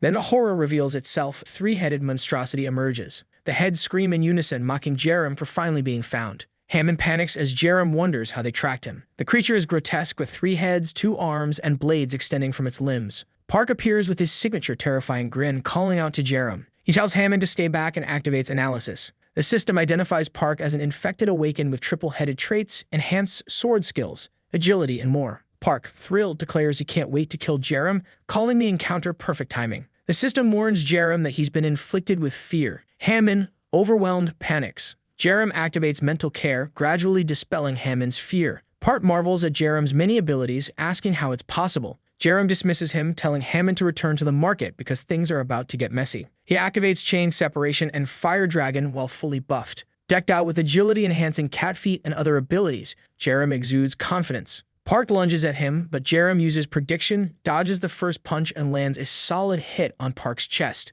The monster reels back, coughing blood, unable to breathe properly. The imprint of Jerem's fist remains on its torso. The other 2 heads comment on how ridiculously strong the punch was, questioning how one person could outmatch them all. Park silences them, saying they can't kill Jerem quickly. They need to savor it. He activates his strengthened version of Fear. The system informs Jerem that he's learned 32% of the ability used against him. If he experiences this skill multiple times and reaches 100%, he'll master it. Jerem notices something new. He anticipates attacks from behind. Park charges again, but Jerem predicts it, landing another devastating blow to his chest. The force sends Park flying into the tunnel wall. Park struggles to understand how Jerem reacts so quickly. The 2 remaining heads plead with Park to retreat, but Park refuses, calling them useless trash. He prepares his weapons as the heads beg him not to kill them again. Ignoring their pleas, he says goodbye and cuts them off. The severed heads grotesquely mutate into something even worse. After a gruesome transformation, Park reemerges with a single massive eye on a new head. He boasts about feeling magnificent now. Activating Fear again, Jerem's skill learning reaches 83%. Jerem is thrilled, calling Park a gift that keeps on giving. Once more, Jerem fends off the fear with ease, using his chains to defend. Finally, his fear resistance hits 100%, upgrading to rank E. Now it's Jerem's turn. He activates his own version of Fear. Park hesitates, realizing it's the same ability he used. But it's too late. Jerem lands another punch to Park's stomach. This time, Jerem follows up with a relentless combo. The monstrous head bursts, and Park's body is hurled to the far end of the tunnel. As he struggles to rise, Park finally understands. Jerem is on an entirely different level. Jerem cautiously approaches the battered Park, who is half-transformed and struggling to stay upright. Before Park can react, Jerem secures a chain around his arm and tries to pull him back. However, the monster manages to escape by abandoning half of his body. Jerem is amazed to see that even the severed arm alone is worth an orange magic stone. He quickly calls out for Hammond, asking where he is. Hammond appears, shaken, saying he's been hearing terrifying noises. Jerem explains that he couldn't finish Park off, but at least he made him retreat, and it's unlikely he'll come back. The cook is astonished that Jerem survived a fight against the transformed Park. Jerem suggests they head back. Later, Jerem tells Hammond to wait below as he climbs out of the sewer. When Hammond emerges, he asks why the monsters couldn't enter the area. To Hammond's surprise, Jerem has led them straight to Dongtak's house. Jerem calls for the professor, who appears overjoyed to see him. It turns out that Hammond and Dongtak already know each other. Hammond explains that Jerem saved him. Dongtak smiles and says Jerem helped him as well, leaving Hammond in shock at how many people Jerem has rescued. Indeed, Jerem seems to be the most altruistic protagonist, constantly saving someone here and another there. Jerem acknowledges their reunion, but suggests that all go inside since he's being pursued. The chubby professor asks why, and Jerem replies that it's because he's been killing too many enemies. Dongtak praises him, saying if that's the case, he's more than welcome. Hammond shakes Dongtak's hand, thanking him for his kindness. He then turns to Jerem, thanking him as well for everything. With this, Jerem's favorability with Hammond reaches the threshold, activating the transmission ability. A glowing Digimon-like circle appears, transferring abilities. Jerem, now learning Hammond's cooking skill, finds himself at rank F, 0% progress. He wonders if cocktails also fall under this skill. Turning to Hammond, he asks if he brought any drinks. Heading to the kitchen, Jerem decides to prepare a cocktail, not an energy drink with vodka, but one with soda. After a quick shake, the cocktail is ready. It grants it 10% stamina boost for 10 minutes. While it's not as impressive as Hammond's creations, Jerem is satisfied, knowing they'll still be useful. Meanwhile, Park is in the city, killing zombies. After each kill, he devours them, and finally his arm regenerates. Once more, he vows to kill Shin Jerem. However, he senses something approaching, a powerful energy from afar. A demon-like presence causes him to tremble, overwhelmed by its immense power. He even kneels, realizing he can't resist this being's existence. From a distance, a figure appears. Park recognizes her as the likely ruler of this area, the leader of the zombies. A plant-like tentacle emerges from her back, burrowing into the ground. It reappears on the other side, forming a giant mouth in front of the zombies. Park, mesmerized, declares that this is the queen to whom he wants to dedicate everything. The zombies gather, merging into a strange, brain-like structure with a large eye on top. This is their majesty, the 24th master of the martial arts dojo, Park Izio. It's revealed that she's the granddaughter of the legendary Dalbong. As a child, Izio couldn't stand injustice. If a chubby kid stole from her friend, she'd immediately seek revenge. She frequently fought bullies in her neighborhood and began training with her grandfather from a young age. By the age of 6, she had already turned her school into a peaceful place through sheer strength. One day in the mountains, her grandfather asked her what she would do with her power. She replied that she wanted to protect everyone so they could enjoy life. Dalbong bowed to her. All the disciples of the dojo followed suit, recognizing her as their new master. At 17, she began spreading her ideals worldwide. Once, she intervened when some men mistreated a boy, kicking them away with no hesitation. She brought the boy back to the dojo, introducing him as their newest member. The boy began training, and a year later, he joined her in standing up against injustice. One day, they encountered men harassing a girl. He boldly confronted them, asking if they wanted to die. The next scene shows both of them lying exhausted on the ground, having fought valiantly. This was the first time Izio saw someone she saved go on to save another. As time passed, more people began to follow her, drawn to her vision of a world where everyone could smile. But now, the world had become a living hell. Still, Izio brought her entire dojo with her, commanding them to use their martial arts to save others. As they charged forward, she warned that anyone who fled would die by her hands. The battle had begun, and Park Izio refused to give up on her beliefs. But then a massive figure approached her, ready to strike. At that moment, she was utterly exhausted, with no strength left to fight. Closing her eyes, she accepted that survival was impossible. However, one of her disciples stepped in front of her, taking the blow directly to his stomach. It was the very boy she had saved in the past. She screamed his name and lost her composure. With a powerful kick, she sent the brute flying and rushed to the disciple, demanding to know why he did it. The young man, bleeding heavily, smiled and said he had learned that martial arts were meant to save others. He was happy he could use what he learned in the right way. She begged him to stop talking, overwhelmed by the amount of blood he was losing, but he simply thanked her for saving him that day. It was then that Izio realized something profound. Her group was dying, protecting one another in the process. Those who had grown and trained with her had saved countless lives. But it was undeniable. Every day, more and more of them were disappearing. Their mission to save others came at the cost of their lives. Holding a flower, she whispered a wish for everyone to find a better place.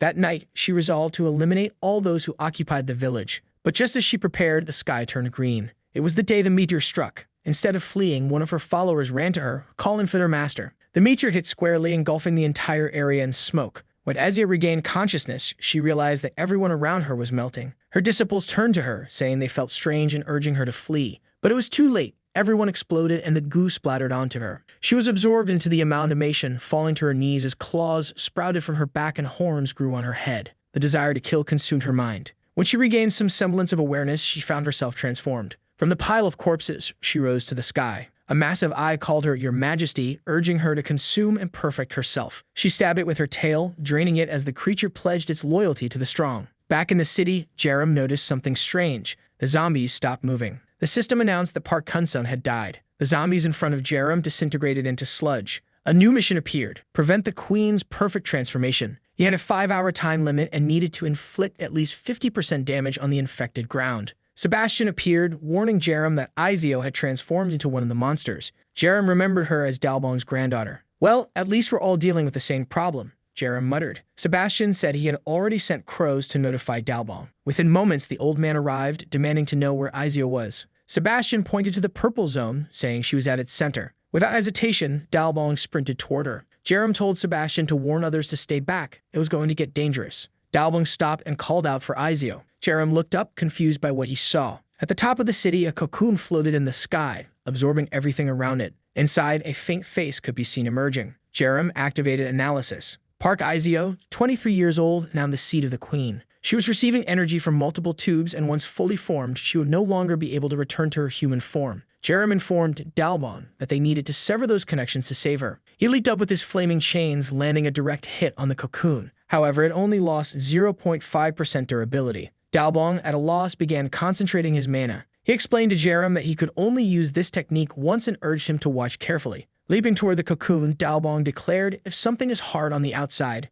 Jerem's analysis revealed that Dalbong's trembling fist had an effect similar to acoustic magic. It's soft on the inside. That's where you strike. Dalbong finished. His punch landed with a massive shockwave, creating an explosion and causing liquid to ooze out of the cocoon. Despite his age, Dalbong managed to reduce the cocoon's durability to 88.9%. The old man impressed Jerem, who remarked on his incredible strength. Dalbong said he needed time to recover and encouraged Jerem to learn from the technique. Confidently, Jerem replied that he had already learned enough. He detached his chains and launched himself at the cocoon. Activating the acoustic magic in his fist, he landed a solid punch. A tentacle shriveled and exploded, disconnecting from the cocoon. Its durability dropped to 74%. Dalbong was amazed that Jerem had mastered the technique after seeing it just once. Jerem, combining his skills, began systematically destroying tentacle after tentacle. The cocoon's durability continued to drop, eventually reaching 47.5%. With the completion of the emergency quest, Jerem gained the ability to proclaim another area. Suddenly, the cocoon from the ceiling fell to the ground. Emerging from it was none other than Queen Izio, now in an unstable transformation state. A new mission triggered: defeat Queen Izio. As she locked eyes with Jerem, the system issued a dire warning. A high-level target was now focused on him. The system advised Jerem to run. Slowly, Izio began regaining fragments of her consciousness. Jerem's prediction ability revealed she would attack from all directions. He grabbed Dalbong's arm, insisting they needed to flee. Dalbong, still calling for his granddaughter, seemed confused and reluctant to leave. Noticing Dalbong's condition, Jerem realized the old man would die if he stayed. With a burst of strength, Jerem threw Dalbong a safe distance away, activating agile movement and telling him to run ahead. Behind him, Izio emerged, flying at high speed toward Jerem. Once again, he activated prediction, identifying the paths of her attacks. He countered with his chain, defending himself. But another strike came from behind. Already prepared, Jerem blocked again, activating fear in an attempt to stall her. However, her high rank nullified the effect. Switching strategies, he activated acoustics and Blue Fire Dragon, preparing a strike. Despite the powerful combination, his attack had no effect on her abdomen. It became clear she was so strong that she didn't even bother to block. Then she landed a devastating kick on Jerem, sending him flying. He ricocheted through the forest, crashing into a wall. Izio approached him, step by menacing step. Desperate, Jerem activated wooden construction, encasing her in a barrier. He quickly got up and started running. Within seconds, Izio shattered the barrier effortlessly, resuming her pursuit. Jerem ran toward the base, hearing Dalbong and Ney calling out for him. As one of her attacks neared his back, he activated his area proclamation ability. A barrier formed around the house, protecting everyone inside. Jerem barely managed to dive through as the barrier deflected her attacks. Now within the safe zone, he was prompted to choose combatants. The fewer selected, the stronger the buffs they'd receive. Knowing Dalbong couldn't fight his own granddaughter, Jerem chose himself as the sole combatant. Immediately, the buff took effect. Energy from everyone within the area flowed into him, dramatically increasing his mana and strength. Dalbong marveled at the transformation as Jerem instructed everyone to retreat indoors. He declared that he alone would face Izio. The group obeyed, retreating to safety. Meanwhile, Izio's tentacles began piercing through the barrier, tearing it apart. The globe of energy shattered and the two faced off. Stretching out his hand, Jerem vowed this time would be different. Combining Dilution technique with wooden construction, he created a massive wooden foot to crush her. By the time Izio noticed the attack, it was too late. The foot descended, seemingly crushing her, until her tentacles intercepted, tickling the surface. Frustrated, Jerem pressed harder, but she broke through again. Undeterred, he leaped for a follow-up, enhancing his attack with Crushing Palm. From afar, Dalbong couldn't believe what he was witnessing. As Jerem's palm struck, energy surged, forcing Izio into the ground. Even as she tried to retaliate, Jerem focused energy into his fists, activating the martial demon's second form, the Dance of Fists. Branches wrapped around her tentacles, holding her down as Jerem landed a crushing blow from behind. This time, she was flung across the battlefield, crashing into the distance. Jerem, breathing heavily, wondered if he had finally overpowered her. But from the shadows, she emerged again, exuding a menacing purple aura. He noticed her chest's core was beginning to crack. Using analysis, the system revealed that this core was her weakness. Destroying it would end the fight. At that moment, prediction warned him of an incoming attack to his head. He narrowly dodged, realizing the next set of attacks would overwhelm him if he didn't retreat. Observing her movements, he questioned whether she was now using martial arts. But before he could react further, she lashed out with a tentacle, landing a strike that splashed into a red puddle. Despite her relentless assault, Jerem managed to grab her leg, swinging her like a sack of garbage and slamming her into the ground. The cocoon's durability dropped to 77%. Seizing the opportunity, Jerem prepared another strike, landing a direct hit. However, Jerem began to notice a pattern. Even when his hits seemed to land, Izio managed to evade at the last moment. As another attack approached, he barely dodged, feeling a sharp pain in his chest from the near miss. She continued her relentless assault, moving faster with each strike. Jerem couldn't help but wonder why her speed seemed to be increasing. She gave at him with an attack aimed at his face, and he countered with a punch. Both of them landed their strikes, sending each other sliding backward. Outside the barrier, the others could only hear the sounds of their fierce battle. Ney asked Dalbong if he was sure Jerem would be okay. But Dalbong's expression was grim. He knew things were heading toward disaster. At this moment, we delve into Dalbong's past. A martial prodigy blessed by the gods, he quickly rose to become a champion. But his arrogance and selfishness overshadowed his skill. He berated his own son, calling him weak and a disgrace to their family. The boy left behind a note apologizing for not being someone his father could rely on. At the age of 20, his son left home. Dalbong dismissed him as a loser and moved on, forgetting the boy entirely. Years later, government officials came to Dalbong's dojo asking if he was the father of Park Sin-rian. Dalbong immediately sensed something was wrong. The scene shifted to his son's funeral. A little girl sat on the floor crying while others murmured about how tragic the car accident was. Dalbong stood frozen, unsure of what to do. The girl looked up at him and recognized his face from a photo and ran to him in tears, asking if he was her grandfather. Until that moment, Dalbong hadn't known he had a granddaughter. With no other family, he was left to raise her. Despite being too old to care for a child, Dalbong did his best. It wasn't easy. One day, he asked her what she wanted to do with the power she gained from martial arts. She replied that she wanted to protect everyone so they could enjoy their lives. Dalbong smiled, gently patting her head, telling her she was far better than he ever was. It was that he realized he had something far more precious than martial arts. Though he hadn't known how to raise her properly, she grew into an adult with a heart purer than anyone else's. She soon became the most valuable treasure in his life. Yangshun, standing beside him, asked why he was just standing there. Dalbong was contemplating the martial demon's final form, a technique that exchanged one's life force for a celestial body. He told Yangshun to take care of things if Izio returned, then whispered that he loved his granddaughter deeply. As a blue aura enveloped him, Yangshun shouted, asking what Dalbong was doing.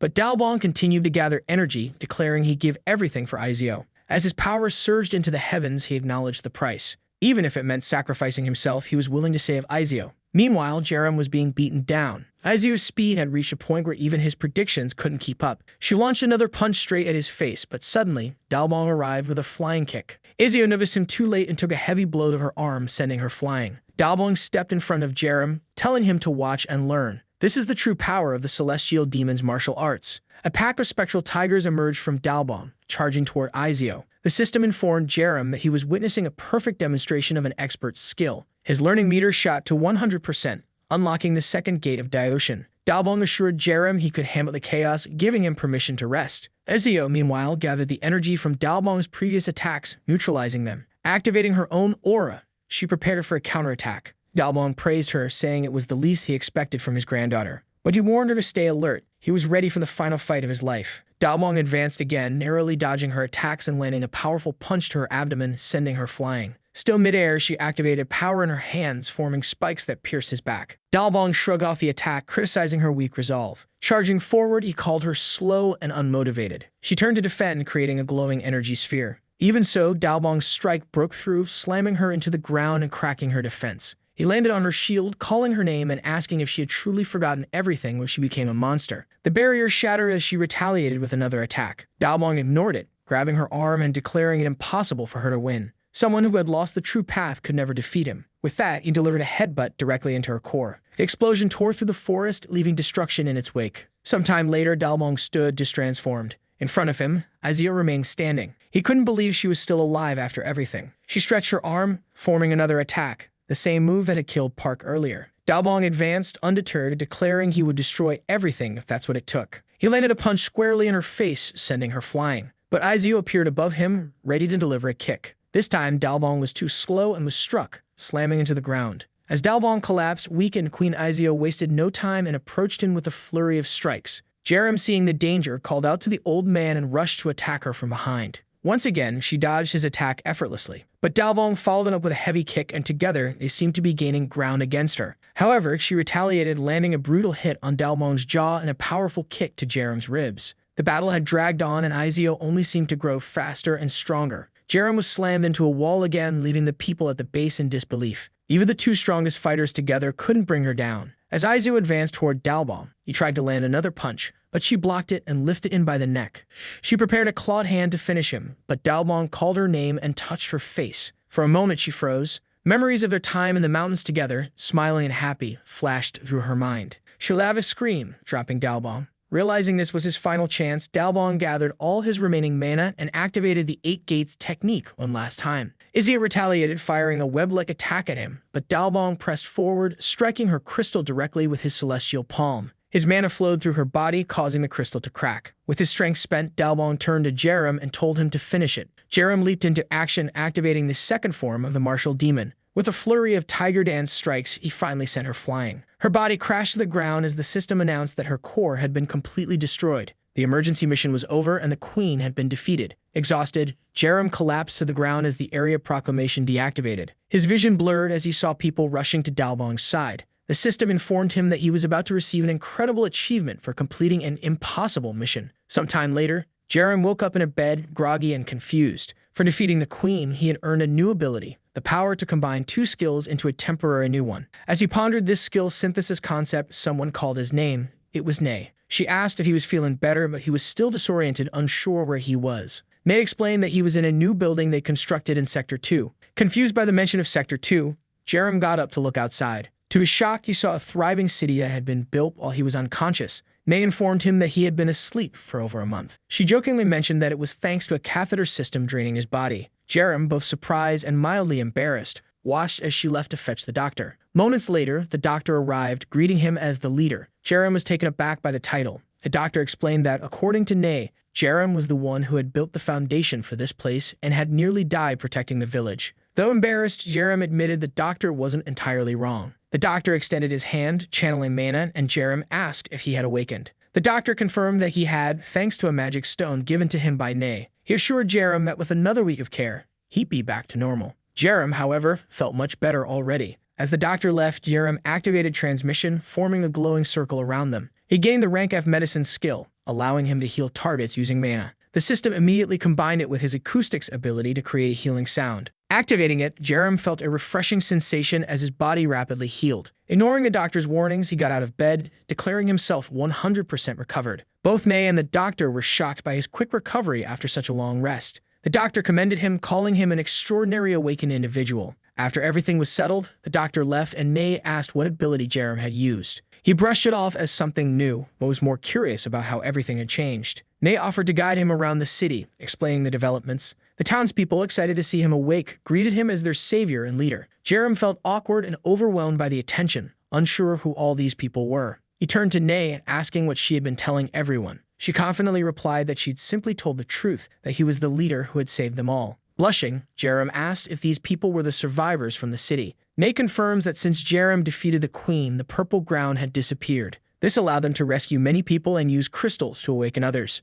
Jerem asks if it was difficult to collect so many stones. She explains that Professor Sebastian discovered a cache while exploring several tanks surrounded by dead zombies with crystals nearby. Jerem then asks about Dalbong and Izio. Nay says they are in Sector 1 and suggests he go see for himself. When they arrive, Jerem is astonished by the size of the facility. It looks like a modern hospital, complete with electricity. Nay explains they salvaged generators from the city and were rebuilding everything. As they enter, Jerem sees the doctor standing next to two bodies. He immediately asks about Dalbong's condition. The doctor explains that Dalbong's spine is severely damaged. Even if he survives this crisis, it's unlikely he'll ever walk again. Jerem notices Dalbong's white mustache and wonders if it's always been that color or if he's just noticing it now. He then asks about Izio. The doctor says her vital signs are stable, but her mind shows no signs of regaining consciousness. Nay pulls Jerem aside, holding his hand and placing it on Izio's head. Suddenly, they find themselves in front of a black sphere. Jerem is disoriented, unsure of where they are. Thankfully, the system explains that they are inside Park Izio's mind.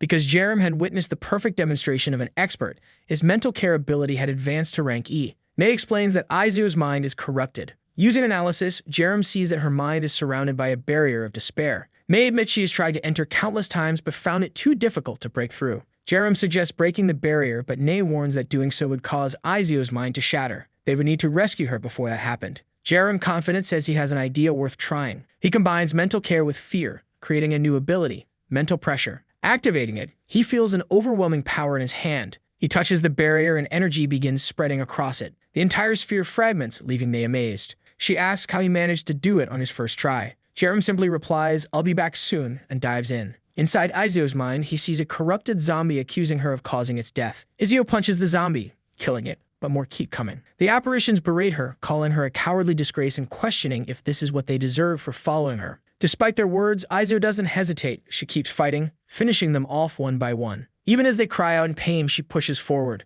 Then a shadow resembling Dalbong forms, asking if she intends to kill her grandfather a second time. Izio doesn't flinch and delivers a flying kick to its face. Even the boy she had saved appears, asking how long the great master will continue like this. She punches him too, unwavering. This endless cycle continues as the apparitions mock her, claiming she'll tire eventually. They declare they have all eternity, and she will break down sooner or later. Bit by bit, she begins to lose her mind. Dalbong's shadow gains color and urges her to rest, claiming it's the only way out since she'll never escape this place. At that moment, an energy burst explodes on the ground, catching Izio off guard. Jerem appears, surprising her. Recognizing him, she asks what he's doing there. Jerem admits how mentally exhausted she looks. After all, she's been fighting these apparitions non-stop for over a month. He tells her he's there to help her escape. The apparitions taunt her, questioning if she plans to abandon them and run away. Jerem uses analysis, revealing that these apparitions are manifestations of Izio's trauma. If she doesn't overcome them, they will endlessly reappear. Seeing how unwell she is, Jerem tells her that none of this is her fault. He reminds her that believing these accusations would insult the sacrifices of everyone who fought alongside her. She admits she knows that,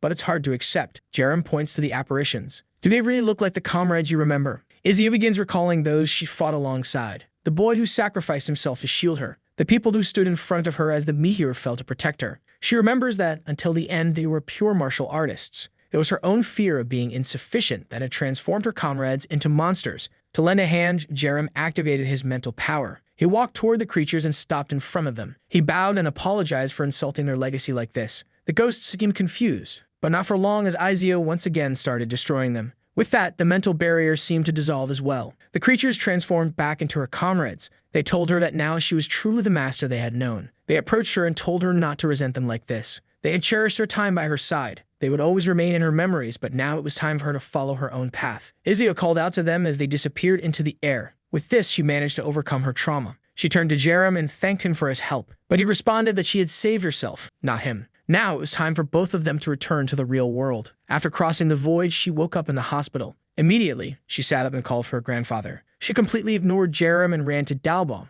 saying he was in that state because of her. She fixated on his white mustache. But at that moment, Dalbong opened his eyes. He woke up, telling her it wasn't her fault. If he hadn't saved her at that moment, he would have regretted it for the rest of his life. She told him it was okay, and he didn't need to feel regret about anything anymore. And with that, he hugged his granddaughter tightly. A while later, as Izio was leaving the room, Nay asked to talk to her for a moment. There was something she wanted to say about Jerem and asked her to take a look. Jerem was sitting on a bench in his city. The boy had suddenly become president. Nay approached him and asked why he was sitting there alone. He replied that he was just resting but noticed that the people seemed quite happy. She explained that everyone was feeling this way because they had just escaped that hell. He then asked about the problems they had faced that month. She said that thanks to the elders in the city, everything had gone well. Jerem was relieved. The abilities he helped awaken had truly made a difference, but he wanted to know if they were missing anything. She said that magical stones were the biggest shortage. Those were the only way to strengthen objects and people. Jerem was surprised that she knew about object strengthening. She explained that she understood it when he mentioned that crystals work as experience. He remembered saying that. She added that she had placed several stones in a generator, greatly increasing its efficiency. That explained why Sector 1 had so much power. He then said it was the perfect time for him to explore the region and collect as much as possible. But she protested, saying he had just woken up and shouldn't leave yet. He countered that this was the perfect reason to start moving his body again. But someone else interjected, saying that if he was going, they would have to accompany him. There was a confident fighter who claimed to be a zombie-crushing professional. Jerem simply agreed, saying, "Let's go." The only thing they needed was a motorcycle. She hopped onto the back of the bike and Jerem sped through the city. They encountered zombies ahead and stopped the bike. The chances of finding survivors were obviously very slim. The bridge ahead was packed with zombies. The horde came rushing toward them, but the confident companion declared she could handle it. She ran toward the creatures and delivered a powerful kick straight to the head of one of the monsters, sending it to the ground. A tongue lashed out from behind her, but she dodged and countered with another punch and a kick, unleashing energy that scattered the zombies. Jerem was impressed by her strength. Finally, the crystals they had been searching for dropped. She handed them to him, and he opened his inventory. She was curious about what that was, and he explained it was just one of his abilities. She asked if they were going to the city, and he said, "Of course." Once on the street, Jerem looked up and saw something surprising. A message indicated that to the south there was an area using a protective shield. Jerem wondered how people had advanced so much. It seemed to be an organization also known as SHIELD. It was founded with a motto of justice by a national actor named Lee Sang-kyul. The old man stood before the crowd, shouting that SHIELD would protect everyone. The crowd erupted in cheers. Meanwhile, soldiers were shown shooting zombies, fulfilling Sang-kyul's promise. But that was only the beginning. Soon, they began expanding. Sang-kyul raised the hand of a soldier, declaring them the heroes who protected everyone. He encouraged people to appreciate these brave individuals risking their lives. As a result, rewards for fighters increased, creating growing inequalities. A social pyramid formed. While the soldiers pretended to do most of the work, ordinary people were left carrying the burden and doing manual labor. The poor were soon living in tents, while the military and Sang-kyul indulged in luxury. Then the experiments began.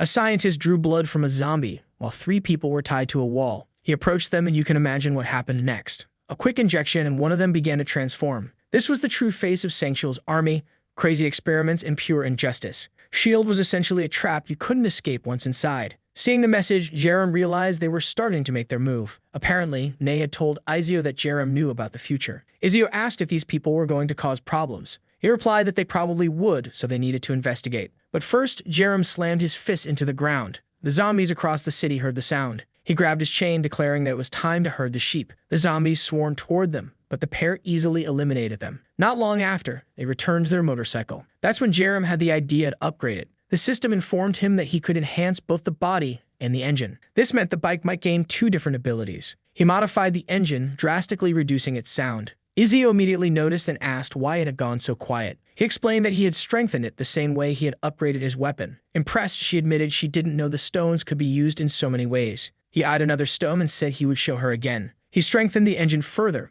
upgrading it to the next rank and unlocking the stealth ability. On the road, he activated the stealth mode, and the 2 rode silently, blending into the shadows as if in black and white. They passed by SHIELD soldiers stationed at a bridge. Jerem thought it was the perfect chance to test the stealth. They moved close to the soldiers, who seemed to sense something for a moment. One asked if something was wrong, while the other said he felt something strange. But they had no idea Jerem and Izio were already far ahead, near the base. It was the same place Jerem had seen in the past. Their stealth worked so well that they found themselves in the middle of the enemy's base. At that moment, an announcement played declaring that they had finished restoring the village. The voice was one Jerem knew all too well: Kim Hyung-suk, SHIELD's propaganda director. Hyung-suk spoke about how, thanks to the awakened ones who had dedicated their lives, they had finally achieved this success. Pointing to the soldiers, he proclaimed that they deserved long lives. For him, the government and military were useless. Only SHIELD could win this war. The crowd cheered SHIELD's name in celebration. Hyung-suk continued, saying they must first appreciate the heroism of these individuals. That was why those who fought on the front lines would become first-class citizens. Jerem activated analysis, discovering that Kim Hyung-suk was a human magic stone eater with the title of hybrid creature. Hyung-suk showed a map, urging everyone to continue earning their qualifications. That way they could access the true SHIELD villages, or even the central base known as Paradise. Izio remarked that the group seemed massive and highly influential. How do they have so much strength and military resources? She asked. Jerem had no idea but agreed it wasn't surprising that Hyung-suk dismissed the official military as incompetent. He was more curious about the hybrid creature title and why Shield was so focused on expansion. Clearly, there was more to this than he knew. Izio asked what he planned to do. He replied that for now, they would do nothing since there were many civilians present. Plus, he had no idea how powerful the Awakened Ones in Shield were. At the moment, they were at a numerical disadvantage. He explained that, as far as he knew, S.H.I.E.L.D. conducted experiments with zombie blood. Izio asked if they were insane and what they planned to do in Paradise. Jerem said they would focus on gathering information for now. The scene shifted to the forest, where a crow flew overhead. S.H.I.E.L.D.'s army was advancing, carrying injured men on stretchers. One soldier muttered that the operation had fallen into a trap and was now a complete failure. Zombies began approaching as the soldiers prepared for battle. They started shooting, using shields to hold back the horde. Some zombies fell, and the soldiers grew optimistic, thinking they might hold out. Then the larger zombies appeared. One soldier shouted for them to block the attack. 3 soldiers tried to brace themselves, but they were crushed. Others opened fire, but despite hitting their marks, it was too late. A group of long-tongued zombies attacked from behind. Realizing his mistake, one soldier knew this was the end. But suddenly, a long-tongued zombie was struck in the head, 2 falling instantly. Confused, the soldier looked around, unsure of what had happened. It was Jerem and Izio arriving in style. In mere seconds, they cleared the entire horde of zombies. Jerem asked if the soldiers were okay. But the soldiers, overwhelmed by the pair's strength, were more afraid than reassured, demanding to know who they were. Jerem explained that they had come after seeing the message in the city. He then asked if they were part of the organization called S.H.I.E.L.D. The scene then transitions to Hyung-suk's office, where he tells someone to come in. A chubby man enters the room and says he's there to deliver information about the reconnaissance operation. Hyung-suk says he wants to know the reason for these mishaps, and that he's not helping them get stronger just for them to be this incompetent. The man trembles, apologizes, and tries to explain that they encountered several mutant zombies. However, Hyung-suk has already decided he needs to be careful with so many incompetent people around him. The man then says that at least it wasn't all bad, because they managed to find 2 amazing individuals who want to join S.H.I.E.L.D. Hyung-suk orders him to explain, and he says they're people who easily killed mutated zombies. Hyung-suk is impressed since those mutations were extremely difficult to defeat. However, he finds it suspicious that someone so powerful would want to join S.H.I.E.L.D. Maybe they were planning something. He then says he wants to meet these people and asks where they are. The scene shifts to the group sitting on a couch. Hyung-suk and his vacuum-packed friends introduce themselves, saying they are the owners and protectors of the place. At that moment, Jerem activates his analysis and sees that all 3 of them were eaters of human magical stones. The 2 then introduce themselves. Izio says he thinks he's seen her before and asks if she was part of the martial arts dojo. She says yes, and that before everything started, she was a master. He says it's great news to know that someone as amazing as her came to visit. However, he wants to know why she no longer calls herself a master. Izio explains that she no longer has any comrades, so she's a master to no one, all because of the zombies. The man says he understands and now wants to know why the 2 are there. Jerem says it's because they don't want to lose anyone else around them. He's been observing the actions S.H.I.E.L.D. has taken to protect people and believes it's a good place to be. Wow, the protagonist lies without hesitation, doesn't he? The guy doesn't even blush. Hyung-suk says that's right. Here, they prioritize actions over words. Jerem then says that's why they came. They also want to help save more people and prevent chaos from taking over. Hyung-suk is thoughtful. He initially thought these 2 were there for power. If what they're saying is true, maybe it could be useful. He then asks why the 2 don't join the Vigilante Squad. If they manage to gather enough achievements, they could enter Paradise. Jerem interrupts and says that's not what they want. All they want is to help protect people. Hyung-suk says that's fine then. They'll stay in the Vigilante Squad and don't need to worry about this so-called Paradise. Jerem then comments that based on what he saw from the previous team, they'll meet people who won't just get in the way. Vacuum Pack No. One says the kid is pretty arrogant and asks if he's underestimating S.H.I.E.L.D.'s power. But then Hyung-suk interrupts and says the 2 of them in the same squad are already more than enough in terms of power. The 2 get visibly annoyed, veins popping on their faces, and ask if she's looking for a fight,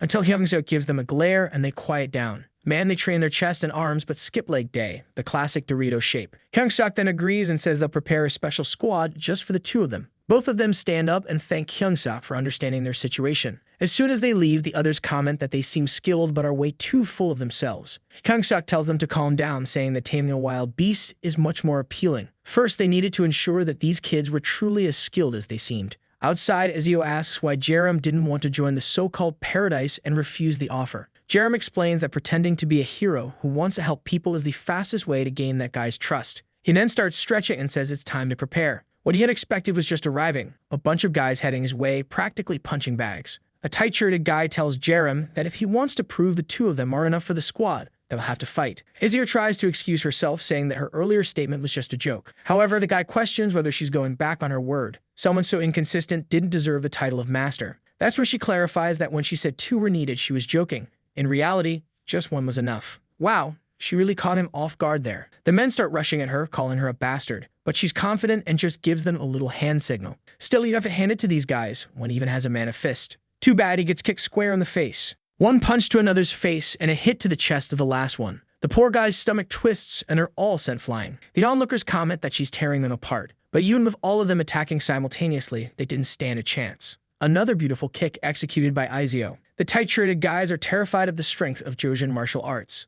Another punch sends Yun flying far away. Not even 10 seconds had passed, and they were all moaning in pain. She then says they're a bunch of weaklings and asks how long she'll have to deal with people like them. She looks at Jerem and warns them that he's much stronger than she is. The men start trembling. If they didn't stand a chance against her, imagine against him. One of them, lying on the ground, just stares at Izio's back. She then turns to the 2 Doritos and asks if the cowards won't fight her. One of them says it seems he'll have to handle this personally. He starts activating his mana and tells her things are about to get serious. Izio gets excited, realizing the guy is better than she expected. She gets into her stance and signals him to come. He attacks, but suddenly someone yells at them to stop. It's Hyungsuk, who jumps down from above and runs toward the bald guys. He slaps them across the face. Immediately, he yells at them, saying what they're doing is completely wrong. Regardless of how strong they were, they had already promised to fight for the people there. The 2 fools apologize, admitting their mistake. Hyungsuk orders them to pick up the fallen guys and get out of there. They leave quickly. Hyungsuk turns to the 2 and apologizes for his men acting that way. Jerem says it's fine since, in the end, the ones who got beaten were his men. He jokes that he should be the one apologizing for what happened.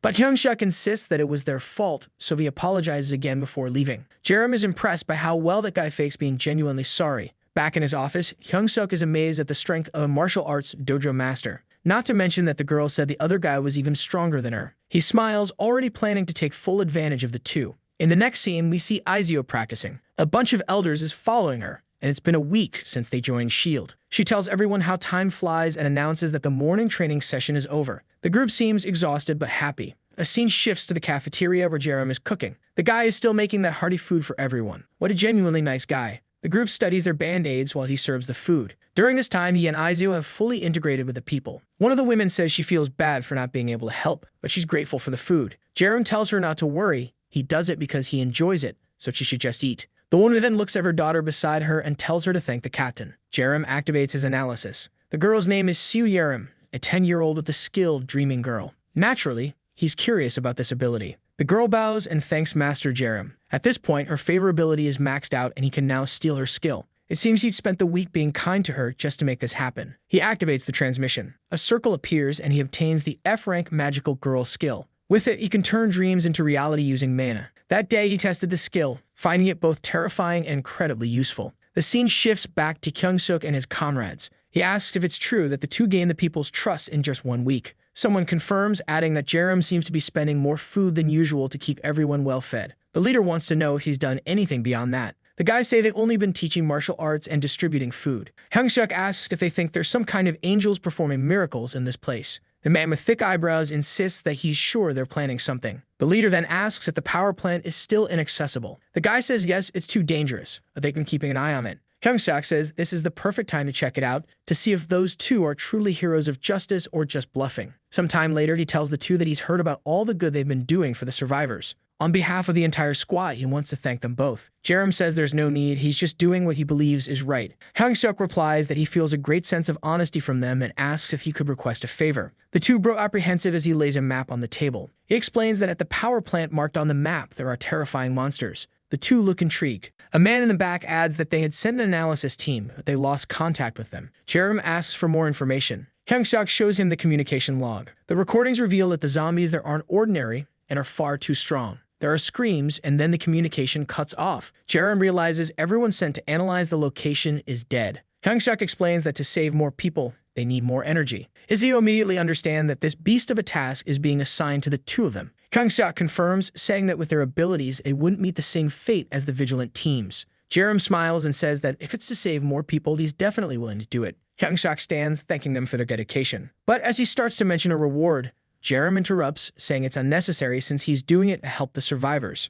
Hyungsuk remarks that Jerem seems firm in his convictions. Later, The muscular guys question if the two will really be able to pull it off. Hyungstrike dismisses their doubts, saying it doesn't matter. If they die, it's not their problem. While they're attacking the power plant, the squad will target a hospital they've been planning to raid for a long time. Outside, Jerem and Izio talk. Izio expresses her doubts, noting that many people have died in that place. Jerem agrees about the danger, sure that there's a creature of much higher level there. But Izio says that makes it even more exciting and tells him they should get going. On the road, they're back on their bikes, heading toward the plant. When they see the sign for the plant, Jerem jokes it feels like PUBG. As they cautiously approach, Jerem suddenly tells Izio to wait. Something is leaping toward them. It's an albino ghoul, jaws wide, ready to devour them. Jerem quickly realizes these are evolved ghouls. He launches an attack with his chain, but the creatures are covered in energy. He hadn't expected these creatures to have mastered electricity. They unleash a combined triple attack, sending electricity through Jerem's chain and shocking his arm. Stunned, he freezes, similar to Pikachu, as the monsters rush at him again. Izio calls out and moves to help. The creatures launch another attack, but she manages to raise a barrier. She tries to hold them off, but the monsters overwhelm her, and she takes a hit. It doesn't last long before they're back, aiming to bite Jerem. He lowers his head to shield himself, but takes a blow to the chest. The monsters aren't just electrically charged, they're intelligent. Jerem realizes there's only one way out of this. He hesitates to use a particular ability, but decides there's no other choice, vowing to kill the creatures. He performs a dance-like move, activating his transformation. It's the power of the magical girl skill, which momentarily confuses enemies during transformation. Jerem's weapon begins to manifest, but it's not what anyone expected. It's a bow adorned with ribbons. Embarrassed, he promises to make those monsters pay. Luckily, the magical outfit is invisible, sparing him further humiliation. He raises his wand and mutters, "Abracadabra, help me withstand electricity." The wand grants him an electricity resistance buff. Though still looking ridiculous, he lands a strike on one of the monster's heads. Izio, watching from the ground, is baffled. The first monster is sent flying and the second charges at Jerem. He ducks and strikes it in the ribs, cutting it in half. The last creature leaps to conjure an electric attack, but Jerem advances, unharmed thanks to his resistance. Confused, the monster takes another blow to the head and falls. With all three creatures down, Izio approaches and asks what just happened. Jerem, with a serious face, says it was a transformation. Still puzzled, Izio asks if all awakened ones have the ability to transform. Jerem explains that some do, and that's how he obtained the wand. Curious, she asks if it's possible for her to gain such an ability as well. Jerem says she just needs to imitate what he did. Izio asks if that means copying the dance moves. He confirms, telling her to do exactly what he did. Izio, taking it seriously, raises her arms and calls for the transformation. However, after a while, she realizes nothing is happening. Jerem bursts out laughing in her face while she, blushing furiously, demands to know why it's not working for her. Our hero explains that the transformation only worked because of a specific skill he possesses. Now enraged, Izio declares she's going to end him. But before she can act, he raises his wand and grants her an electric resistance buff as well. With a bump forming on his head from her retaliation, she orders him to forget everything he just saw. Jerem promises he already has, reassuring her not to worry. He then activates healing magic for both of them, curing their injuries. He pulls a couple of drinks from his inventory and hands one to her, explaining that it will help. It's a nutritional tonic that increases stamina by 10%. She comments that it looks normal but tastes surprisingly good. Jerem explains he mixed energy drinks with vitamins and medicines for the concoction. Now that they're recovered, he says it's time to move forward. They continue through the power plant and quickly encounter more albino ghouls. The creatures like Pikachu leap at them, but now with the resistance buff, the fight is manageable. Izio punches one in the face, while another attacks from the side. She dodges, kicks it, and lands another hit. She notes how, not long ago, she would have had no chance in such a fight. But thanks to Jerem's abilities, everything has changed. Curious, she asks if he can use any other types of magic with the wand. He replies that he checked, but it seems the wand only allows one magic per transformation. What they don't notice is that they're being observed from above. Jerem suddenly senses the presence of something. It's another albino ghoul, which appears to retreat. Izio wonders aloud if the reconnaissance team was attacked by these creatures. They're strong, but it's strange that no one survived. Jerem suggests that an important structure like this must house something even stronger. She points upward and asks, like that, for example. Sure enough, there's a massive albino creature with a golden crystal embedded in its head, resembling something out of Attack on Titan. Jerem agrees, noting it doesn't look easy to handle. The monster opens its mouth and begins to draw in air. To their shock, it unleashes an energy beam like a Kamehameha. Jerem quickly activates a wooden structure, creating a totem for defense, but it's completely obliterated, leaving him injured. Izio smirks, reminding him not to laugh at her when he's in the same state. She glares at the monster, declaring she'll get revenge. The scene shifts to the monster charging at them. It claps its hands together, releasing another electric attack, but the two manage to jump away in time. Jerem activates his blue dragon chain, wrapping it around the monster's neck. Taking advantage of the opportunity, Izio strikes its mouth. As Jerem tightens the chain, he kicks the creature's foot, causing wooden spikes to emerge, sending it into a frenzy. The beast roars, summoning more creatures to the area. Izio says she'll handle them, but Jerem assures her his weapon is perfect for causing a massacre. He spins the chain wildly, taking out zombies left and right. Izio watches, feeling useless as the larger creature writhes under the onslaught. Seeing immobilized, she seizes the chance, leaping to deliver a final blow, a powerful kick to its chest. The scene shifts to the mountains, where a man observes everything from a distance, impressed. He reports back to the base, confirming that the two were successful. At the base, the news spreads quickly. Hyung-suk can't believe not only that they succeeded, but that they did so incredibly fast. He starts imagining how having these two on his team could make him second in command in no time. As he revels in this thought, someone appears behind the informant and asks if he's done sending the message. The man jumps in surprise and turns to see Jerem and Izio. The poor guy hadn't expected to be caught so easily. Jerem tells him not to be too surprised. He'd suspected they weren't the only ones there. He acknowledges that it's natural for people to send observers to track their results. The informant nervously agrees, admitting that's exactly why he was there. However, Jerem admits how strange it is that he sent his report in secret. He pressures the man, who begins to feel intimidated. The man insists that they trust Squad 3 completely. He claims he stayed quiet to avoid interfering with their hunt. Jerem asks if he's certain about that. The man reassures him, saying all he wanted was to keep the two free to act. Jerem smirks, admitting he hadn't thought of it that way. He appreciates having people so concerned for him. He then asks if the man has eaten, to which the informant says no. Jerem invites him to share a meal, pointing out it's dangerous to be out here alone. They light a fire, warm some food, and Jerem serves a feast. The man thanks him and begins eating, praising Jerem for behaving exactly as he did in the village. He comments on how incredible their battles always are and asks Jerem to explain more about them. The man says he can't really explain well because Jerem is just too fast. At least the guy didn't seem to have much idea about his powers. The clueless man gives a thumbs up, saying he's sure the two of them are incredible. And so the three eat under the moonlight. Meanwhile, Hyung-suk wonders if what they showed at the power plant was their full strength. If they were even stronger, they wouldn't need to keep hiding from Omega. This pair might really be his ticket to the top. Now that the power plant mission was a success, there was only one thing left. He asks for an update on the hospital attack. His men inform him that 2 squads have already entered, but communication was cut off due to unstable internet in the area. However, based on the last reports, everything seemed to be going smoothly. Hyung-suk feels excited. 2 successful attacks on the same day would be perfect for his plans. He orders his team to pass along instructions for them to proceed slowly since time is on their side. The scene shifts to the hospital. Someone grabs a huge zombie by the mouth. It's the tight-shirted squad. The creature falls to the ground, and one of them stomps on its head. As they move with the team, one of them asks about communication with Squad 2. He's told the last message was received 30 minutes ago when they reached the 11th floor. The man glances upward, remarking that his friend is too impatient. They should take this step by step. Another reassures him, saying the leader is very skilled, so there's no need to worry. But that's when the ground begins to shake. A voice comes over the radio, urgently requesting reinforcements for the 13th floor. The man immediately tells the team they need to move quickly. They start climbing the stairs, encountering another large zombie on the way. A punch to the face takes it down. As they approach the door to the 13th floor, he tells everyone to prepare since they don't know what's behind it. The team looks tense, and naturally, the shield bearers take the lead.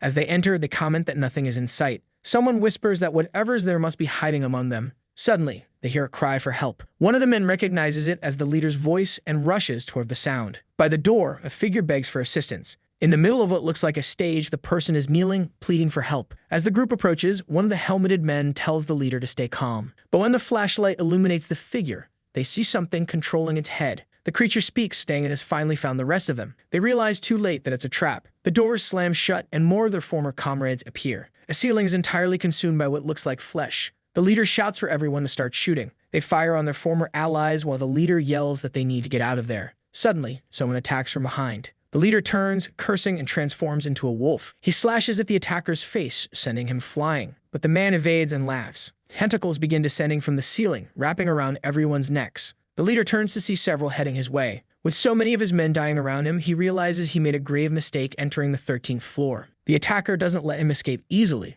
leaping toward him. Back at the base, Hyung-suk grows impatient. He asks if there's any new information, but his men say there's still no contact. Since the squads ascended a few more floors, communication has been lost entirely. Just then, they receive a report from the leader of Squad 1 requesting a response. Hyung-suk grabs the microphone, asking for an update on the attack. The leader reports that they've reached the top floor but are facing a small issue. They'll need many more awakened fighters. Hyung-suk feels uneasy since if even that guy can't handle it, it must be serious. He tells the leader to hold out as long as possible while he arranges reinforcements. Unbeknownst to him, the leader's mind is already under control and he thanks Hyung-suk for the reinforcements. Back with Jerem's group, they've just finished their meal. The informant thanks them for the food and says he's heading off, but then he receives a message over the radio saying there's trouble at the hospital. He's told to request assistance from the 3rd Squad as this order comes directly from the chief. The man acknowledges and heads over to Jerem, asking if he can help. Jerem agrees and asks for the hospital's location. The next scene shows them speeding on a motorcycle, arriving at the site of the massacre. Jerem asks if it was the leader of Squad 1 who called for reinforcements.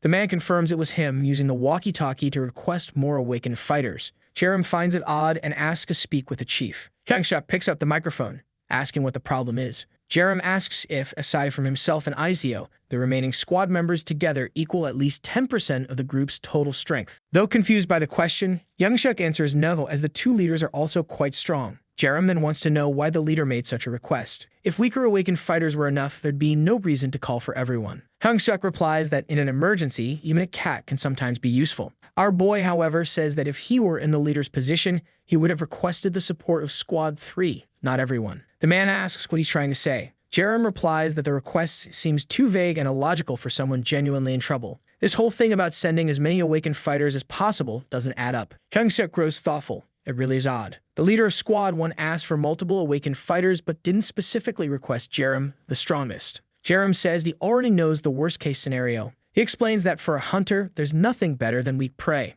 Hyung-suk pauses, understanding what he means. He asks if Jerem is suggesting that the squad leader was already defeated and that this is just a trap to lure more people in. Jerem says it's just a possibility, but one that can't be ignored. The man seems confused, wondering how a monster could imitate a human. Jerem responds that in an apocalyptic world full of zombies, nothing is unexpected. He then asks if they've been speaking directly with the leader of Squad 1. The others confirm they haven't. Jerem nods and says they'll head up now, but they should be prepared in case his suspicions are correct. The man agrees. Jerem calls over another man and asks if he wants to join them. Naturally, the man isn't foolish and says it doesn't seem like the right place for him to be. Jerem replies that he'll keep the walkie-talkie since he'll need to stay in contact with the chief. The man teaches him the frequency and wishes him luck. With that, the pair enter the hospital. Once inside, Izio asks if this is really a good idea. If their suspicions are correct, the place has been overrun by monsters. She's convinced that the leader of Squad 1 isn't the only one who was defeated here. Jerem knows that for him, this place is safe, but that's not the case for Izio. To ensure her safety, he decides she needs an upgrade. He remembers the stone he took from the park's creature earlier. Opening his inventory, he retrieves the gem and hands it to her. She looks shocked, asking if it's even more precious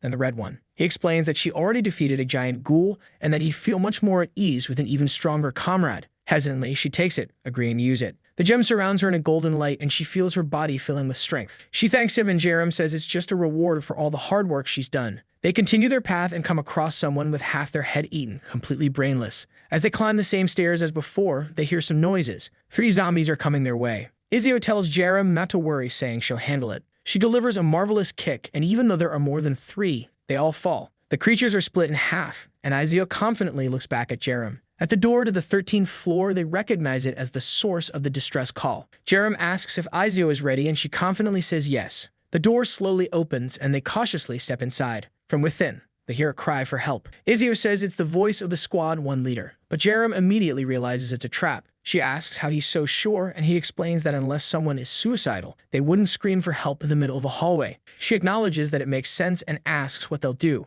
Jerem tells her to stay close as they move forward. He pulls out his chain from the inventory and advances through the hallway. Izio suggests collapsing the entire structure instead of walking into a clear trap. Jerem considers it but says he has a better idea. They enter the room where the cries are coming from. At the far end, a figure is calling for help. From a distance, Jerem asks if it's the leader of Squad 1. The leader responds, claiming his leg is injured and he needs help to move. Jerem simply raises his arm and activates the chain's transformation. The leader looks confused, blinded by a purple light. Jerem had activated the F-rank magic wand, putting the figure in a state of confusion. He then conjures a spell for a flammable oil attack and launches it at the leader. Before the figure can react, Jerem ignites the oil with the fire chain. Immediately, everything in the room starts melting. A strange wolf-like creature attempts to approach Jerem, but he quickly activates a wooden barrier, trapping everyone inside. Jerem declares that they can all now experience the cauldron. Inside, flames spread rapidly, even reaching the ceiling. The creatures claw at the walls in desperation, but the wood is too sturdy. As the fire consumes them, their bodies blister, and they begin to wail.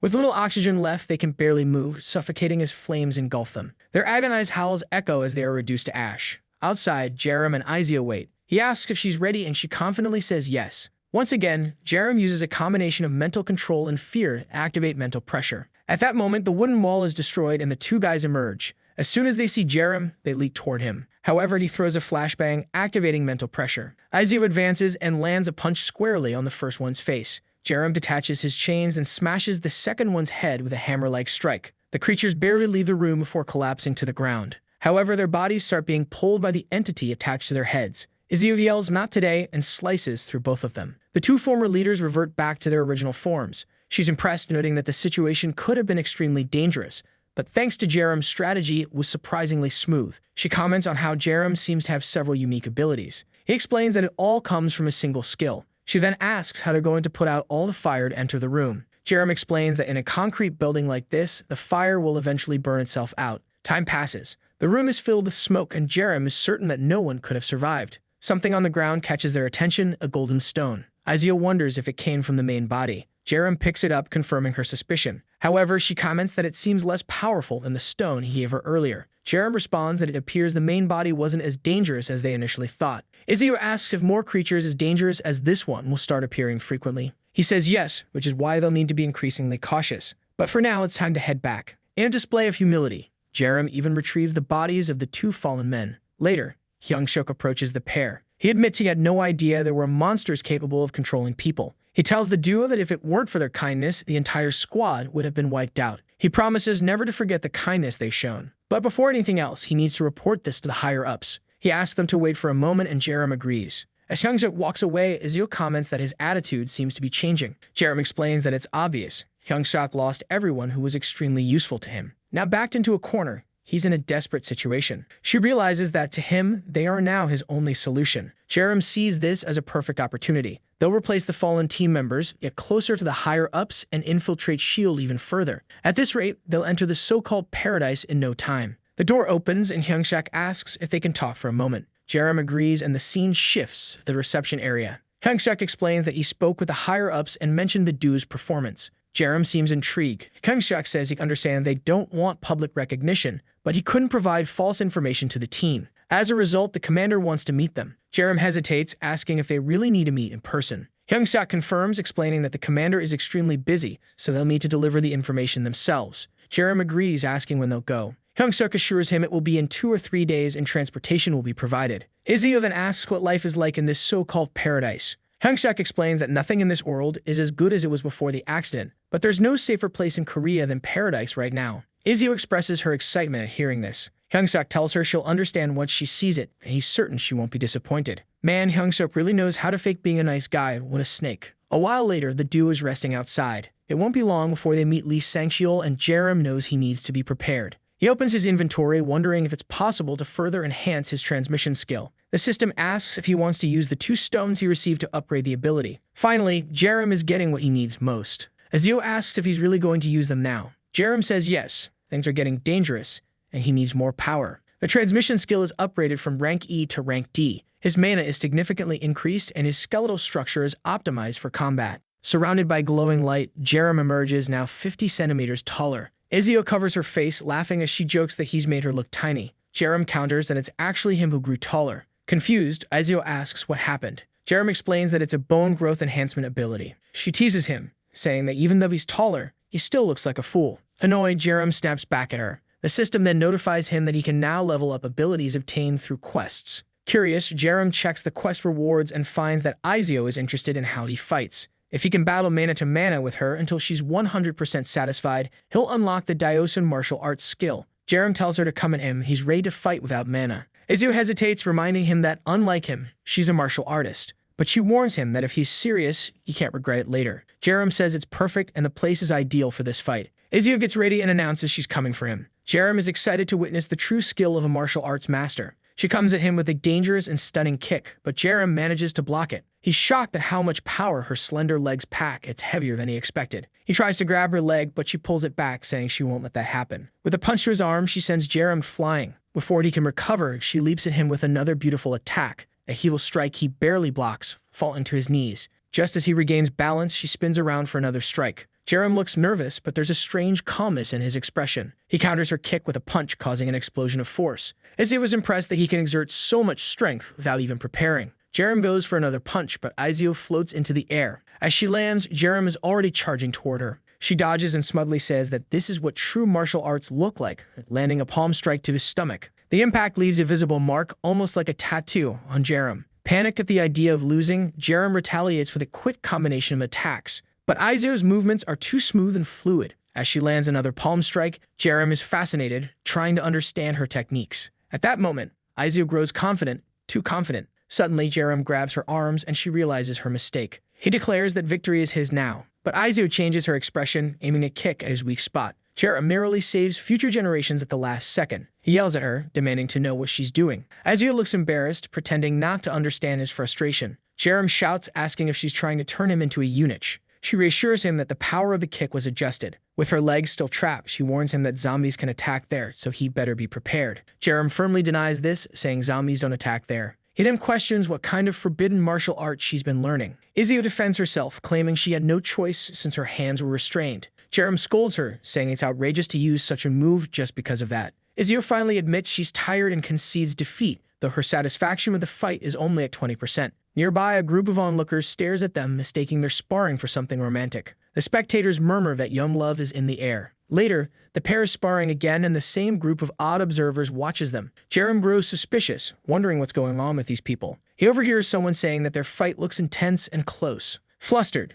Jerem wonders what rumors are spreading. He notices Izio might have overheard and immediately dashes away. She chases after him, but instead of following, she confronts the bystanders, explaining they misunderstood the situation. She assures them she would never do anything so shameless. The men apologize, afraid of upsetting her, and promise to be more careful with their words. Izio, satisfied with their apology, says she won't punish anyone this time. Jerem, however, thinks her reaction will only make the rumors worse. Izio asks if he heard what they were saying, and he admits he only caught part of it. She tells him not to worry, claiming she's made sure the rumors won't spread. Jerem, unconvinced, is sure this will only escalate things. When asked where he's going, Jerem says he's heading to see Jerem. Izio is curious as she had forgotten about the little girl. When they meet Jerem, she excitedly asks where they're going. Jerem asks her if she dreams of becoming a magical girl. Jerem enthusiastically says yes because magical girls can defeat villains with ease. She pulls out a little book from her bag, asking if Jerem wants to read it. Feeling awkward, Jerem agrees, saying he'll read it with her. He then takes out a red stone and offers it to Jerem, explaining that if she holds it and says awaken, she can become a magical girl.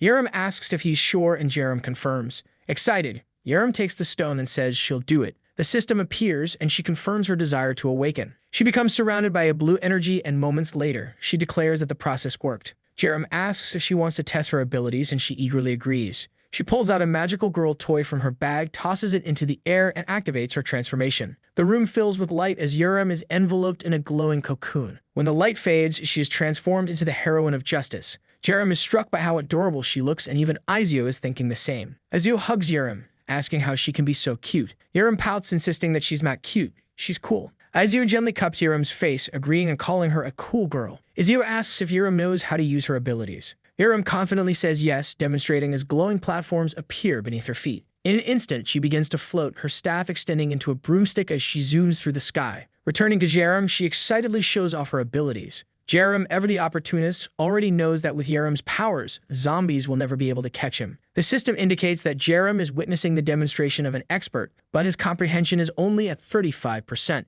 Izio asks Jerem if she can do other magical girl tricks. Jerem confidently says yes and starts flying, activating a shared flight spell. All three of them begin to float in the sky. Jerem explains that she can use up to 4 additional special abilities besides this one. Jerem, who is skilled and loaded with abilities himself, is impressed. He hadn't expected her awakening to be so powerful. That's when a fat zombie emerges from behind a tree, roaring in front of the trio. Jerem figures the zombie spotted Jerem as soon as she started flying. But Jerem stretches out her staff and declares she'll show them her power. She strikes the ground, calling upon nature for help. The earth begins to corrode, and suddenly a stone golem rises. This magical girl is ridiculously strong. The zombie seems confused as the golem pounds its chest. However, as the zombie charges forward, it takes a hit to the mouth. The zombie swings back with a hammer-like blow. The golem defends with ease and lands another strike to the face. The fight gets intense as the zombie retaliates. Jerem asks if the golem is her magic.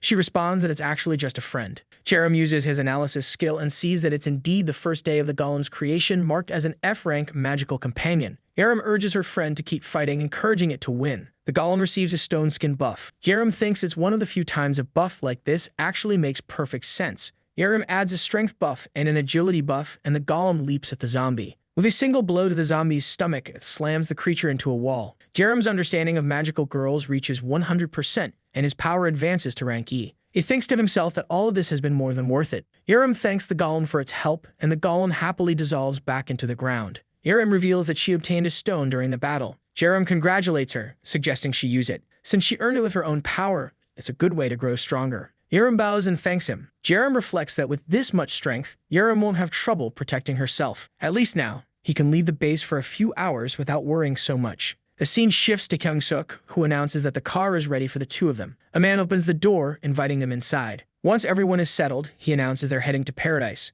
Sometime later, they arrive in another city. Strangely, it looks like an ordinary city, bustling with people and everything functioning normally. As they step out of the car, the driver informs them that the commander is waiting for them inside. At the door, someone informs the commander that the two awakened individuals he discussed have arrived. In the back of the room, it's clear who it is. Lee Sang-cheol welcomes Kyung-suk. The subordinate bows and asks how the commander is doing, congratulating him and mentioning how hard he's been working. Meanwhile, Jerem activates his rank E analysis skill. Lee Sang-cheol, 44 years old, is a D-rank human. Unsurprisingly, he's a consumer of human magical stones and possesses a unique ability called the Dominator. The fact that Sang-cheol has a skill makes things more complicated. However, his behavior aligns with Jerem's observations. Sang-cheol is far better at defense than offense. Jerem wonders how this man managed to expand his territory so much. If Sang-cheol had a combat-enhancing ability, he wouldn't act this defensively. This implies he either gains power by controlling others or through territorial expansion. To Jerem, either option works in his favor. Kyung-suk introduces Jerem and Izio, explaining they are the individuals he mentioned. Sang-cheol steps forward, saying he's heard they did excellent work. Jerem humbly responds that they only did what was necessary. Sang-cheol praises his humility and invites them to follow him. The pair, however, remain cautious.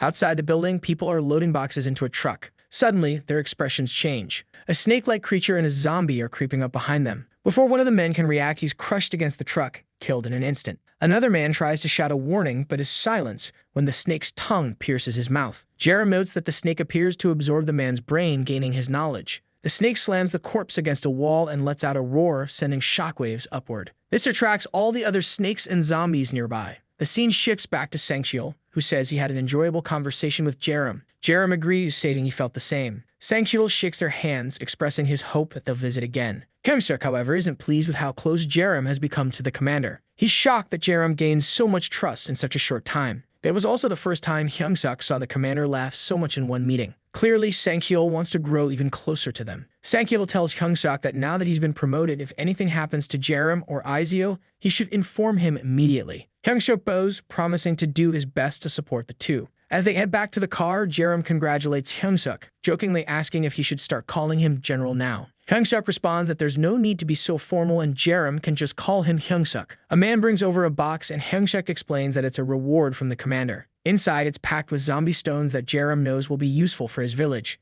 Jerem thanks him and Kyung-suk says he hopes they can work even closer together now. With this trust secured, Jerem has completed the first stage of his plan. Little by little, he will gain more skills and continue advancing. But then a man comes running, announcing emergency. Kyung-suk asks what happened, and the man reports that a wave of zombies is approaching the satellite village. Both Jerem and Kyung-suk are confused as no one had any prior warning. The man explains that it appeared out of nowhere, and worse, there are creatures they'd never seen before. Jerem knows this satellite village is nearby and realizes Jerem is in danger. He urgently asks Kyung-suk for the fastest bike available. Kyung-suk agrees and tells him to follow. At the front of the building, a group of armed people with shields is ready to defend. One of them, the survivor from earlier, seems to have become a hero. Another man informs them that the creatures have already entered another village. It's the worst-case scenario as Squad 3 isn't present and they likely can't withstand an attack from monsters they've never seen before. Jerem stands nearby watching everything unfold. Determined, she knows that if Jerem were there, he'd help everyone. She approaches the troops and calls out to the leader, asking if she can help. The leader shouts at his men, reminding them that their job is to evacuate the civilians and not let children fight. But Jerem insists that she's awakened and has abilities.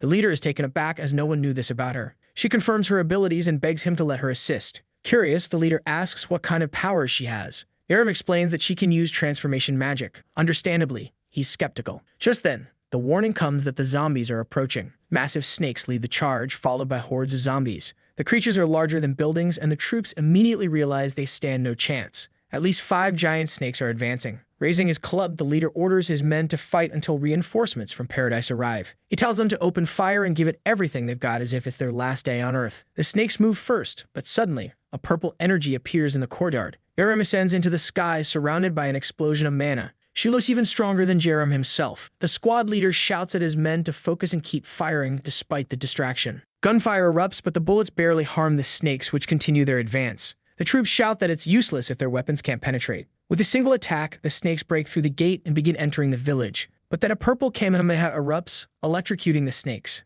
The general encourages his men, reminding them they have an awakened fighter on their side and not to lose hope. Incredible. A battalion of men carried by a little girl. The snakes keep advancing and panic spreads as the soldiers cry out that they're all going to die. The general silences them, demanding they focus all their energy on defending the village. They had no choice. If they failed, everyone would die. Jerem summons her golem behind the troops, urging them not to give up, saying that together they can win. She starts casting strength and speed buffs on the soldiers. The captain feels a surge of power, confident they can hold out longer. When the snakes slam into their shields, the troops manage to hold the line. The captain seizes the moment, landing a powerful strike on one snake's head. The golem takes on another, slamming it into the ground. But more zombies and snakes continue to flood in. The troops struggle to maintain their defenses, managing to take down a few with their bullets. The snakes attack relentlessly, and despite feeling they might win at this rate, the general notices something troubling. The snakes are growing stronger. One charges toward Jerem, who has run out of mana. As the snake lunges to bite her, Jerem closes her eyes. When she opens them, she sees two figures standing in front of her. Jerem and Izio had arrived.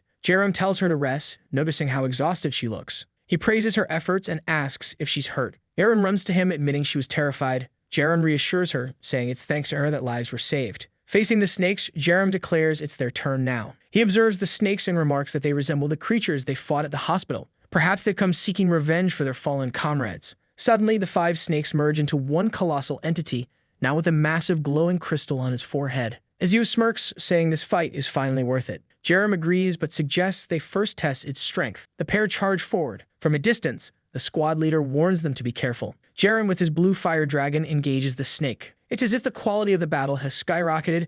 The visuals feel sharper and more detailed. The fiery dragon coils around the massive snake as Izio descends from above, preparing a double spinning kick. She announces that she'll strike with the full weight of her core. As the dragon immobilizes the snake, Izio lands her attack squarely on its head. The snake crashes to the ground, causing an explosion in the middle of the park. From afar, the onlookers are stunned, while Jerem and Izio remain calm. However, the snake quickly rises again, letting out another furious roar. Izio remarks that it seems pretty angry now. Once more, the duo charges forward, their attacks triggering more explosions. Jerem watches from the side, utterly amazed. They dodge an attack, and Izio lands a kick to the snake's side while Jerem whips his chain around its neck. The snake falls to the ground again, and Jerem thinks to herself how cool the two of them look together. But the snake rises yet again, stubborn to the end. This time, it closes its mouth, preparing something new. Jerem, analyzing its pattern, realizes a different attack is coming. Instead of striking, the snake spews a torrent of blood into the air. The blood rains down, landing on nearby zombies, causing them to transform. The newly enhanced zombies begin charging toward the pair. The squad leader orders his men to assist Team 3,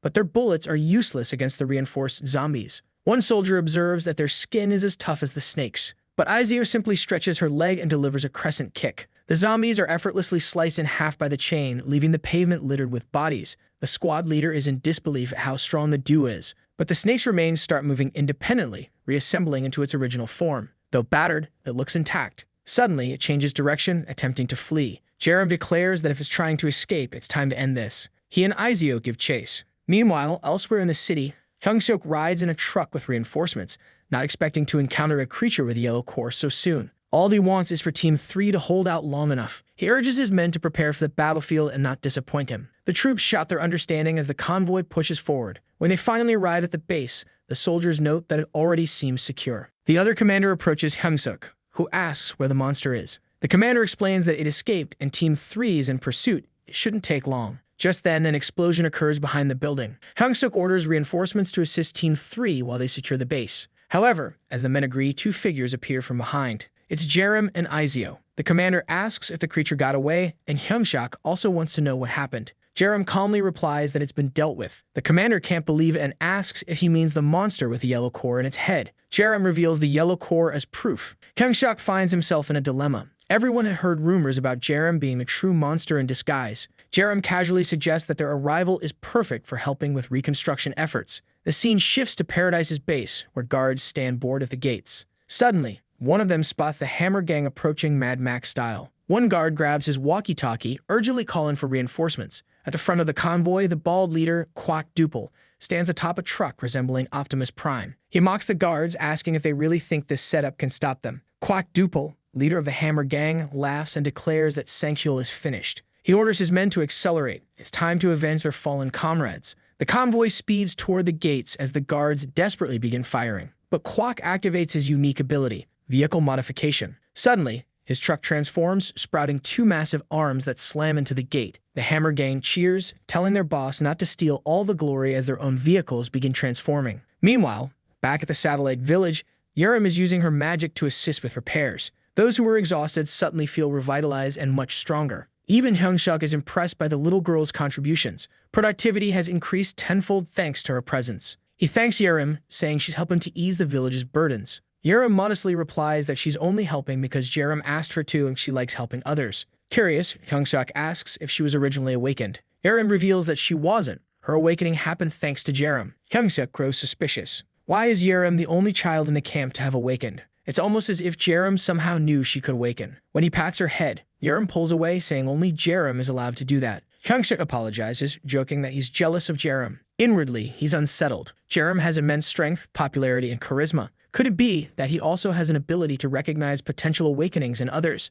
If so, it's a secret Yerim would have to take to the grave. At that moment, a man arrives reporting an attack by the Hammer Gang on Paradise. Hyung-suk looks visibly shaken and Yerim overhears the conversation. Hyung-suk asks who this Hammer Gang is and the man explains that it's a notorious group he knows from his nightmares. Yerim steps closer, asking if they're as bad as S.H.I.E.L.D. The man responds that they're far worse, infamous for their madness and extreme brutality. The scene flashes back to a nightmare Yerim once lived, a group of people running from zombies in the 42nd nightmare. A chain slices through one zombie as Yerim shouts for everyone to flee. In those days, he tried to save as many people as possible, which kept him constantly busy. But then someone behind him pointed at something and asked, "What's that?" Across the street stood the infamous Hammer Gang and their Optimus Prime-like trucks. Survivors raised their hands, pleading for help, but the trucks only sped up, barreling toward everyone. The survivors quickly realized the gang wasn't slowing down. At the helm, Quack Duple showed no intention of stopping. The trucks collided with zombies and survivors alike. The ground became littered with bodies. Duple approached Yerim, remarking that the boy was lucky to survive. Yerim turned to him, asking how he could call himself human after doing this to survivors.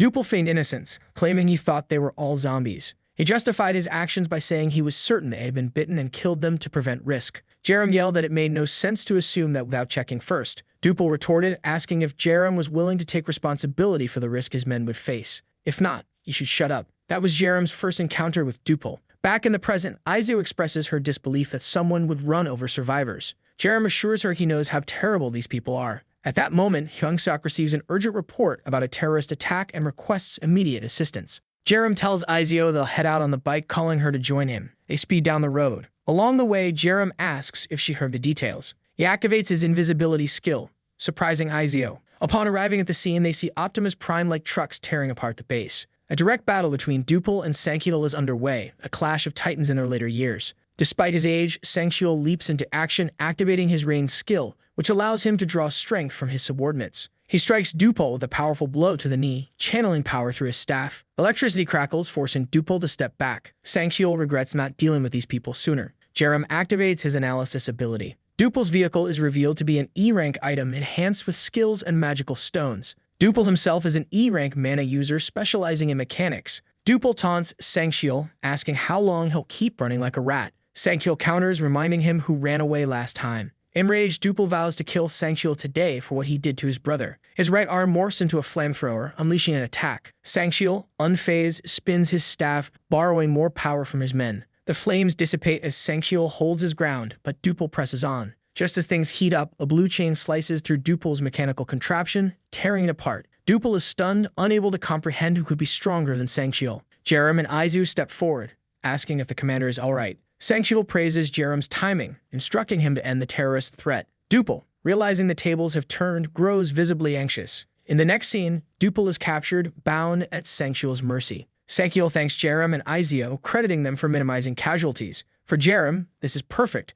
The commander's favorability has exceeded the limit, allowing him to steal Sanctuel's skill. Yerim silently activates his transmission ability. The usual glowing circle appears and the skill transfer is successful. He obtains the F-rank Rain skill, which allows him to grow stronger by drawing strength from others. Confused but intrigued, Jerem recognizes this as a new way to enhance himself. Stankiel notices Jerem's enthusiasm, finding it strange. Jerem brushes it off as nothing. Turning to the captured gang members, Stankiel asks if they still refuse to join S.H.I.E.L.D. Dupul defiantly tells him to stop talking and just kill him already. Stankiel declares that he won't just execute the prisoners, he'll wipe out every member of the Hammer Gang. The gang members hesitate, sensing their fate. Jerem interjects, asking about the history between the two groups. Stankiel explains that they invaded Hammer Gang territory, leading to a battle with casualties on both sides. He asserts that Dupul sought death by provoking them. Jerem, understanding Dupul's reckless personality, finds it unsurprising. He inquires about the prisoners, and Stankiel insists they can't let it go unpunished. He plans to proceed with their execution. However, Jerem argues that some of them might have valuable skills,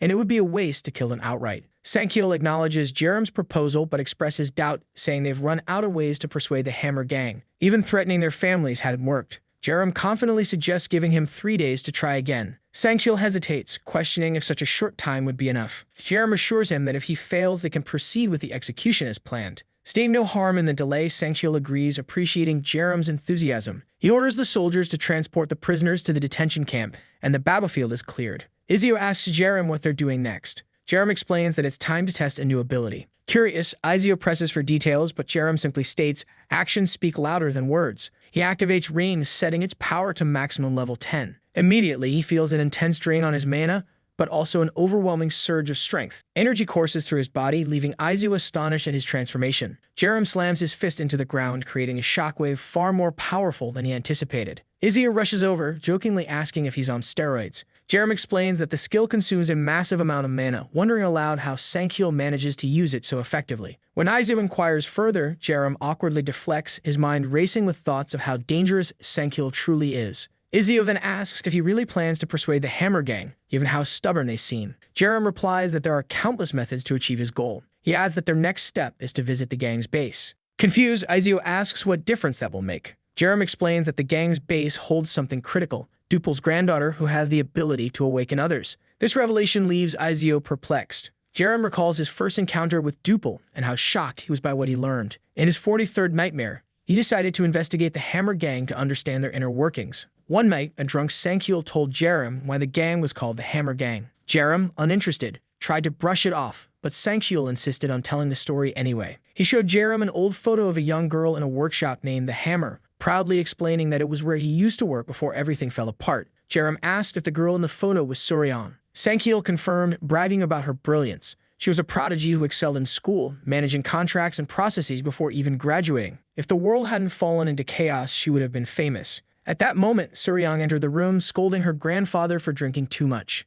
She glanced at Jerem, visibly flustered. Returning to the present, Jerem notes how much has changed. A short time later, they arrive at the Hammer Gang's base. Activating his stealth ability, Jerem sneaks into the area where Suryan resides. He finds her immediately and uses his analysis skill. Kwak Suryan, 18 years old, a human with no class rank listed as a mediator. As Jerem suspected, she has potential but hasn't awakened. He deduces that Dupul awakened his men first to keep her safe. Jerem approaches carefully. Startled, Suryan drops her bucket and demands to know who he is. Jerem asks if she's Dupul's granddaughter, explaining that he has something important to discuss with her. Later, Suryan confirms the prisoner's capture, including her grandfather, and asks what they want from her. Jerem explains that to prevent their execution, they need her help. Suryan accuses them of planning to use her as a hostage, insisting that not even her grandfather would yield to such tactics. Jerem clarifies that this isn't their intention. He places a human stone on the table and tells her they need the ability she's destined to awaken. Confused, Suryan doubts her ability to do anything useful, questioning how it could prevent the execution.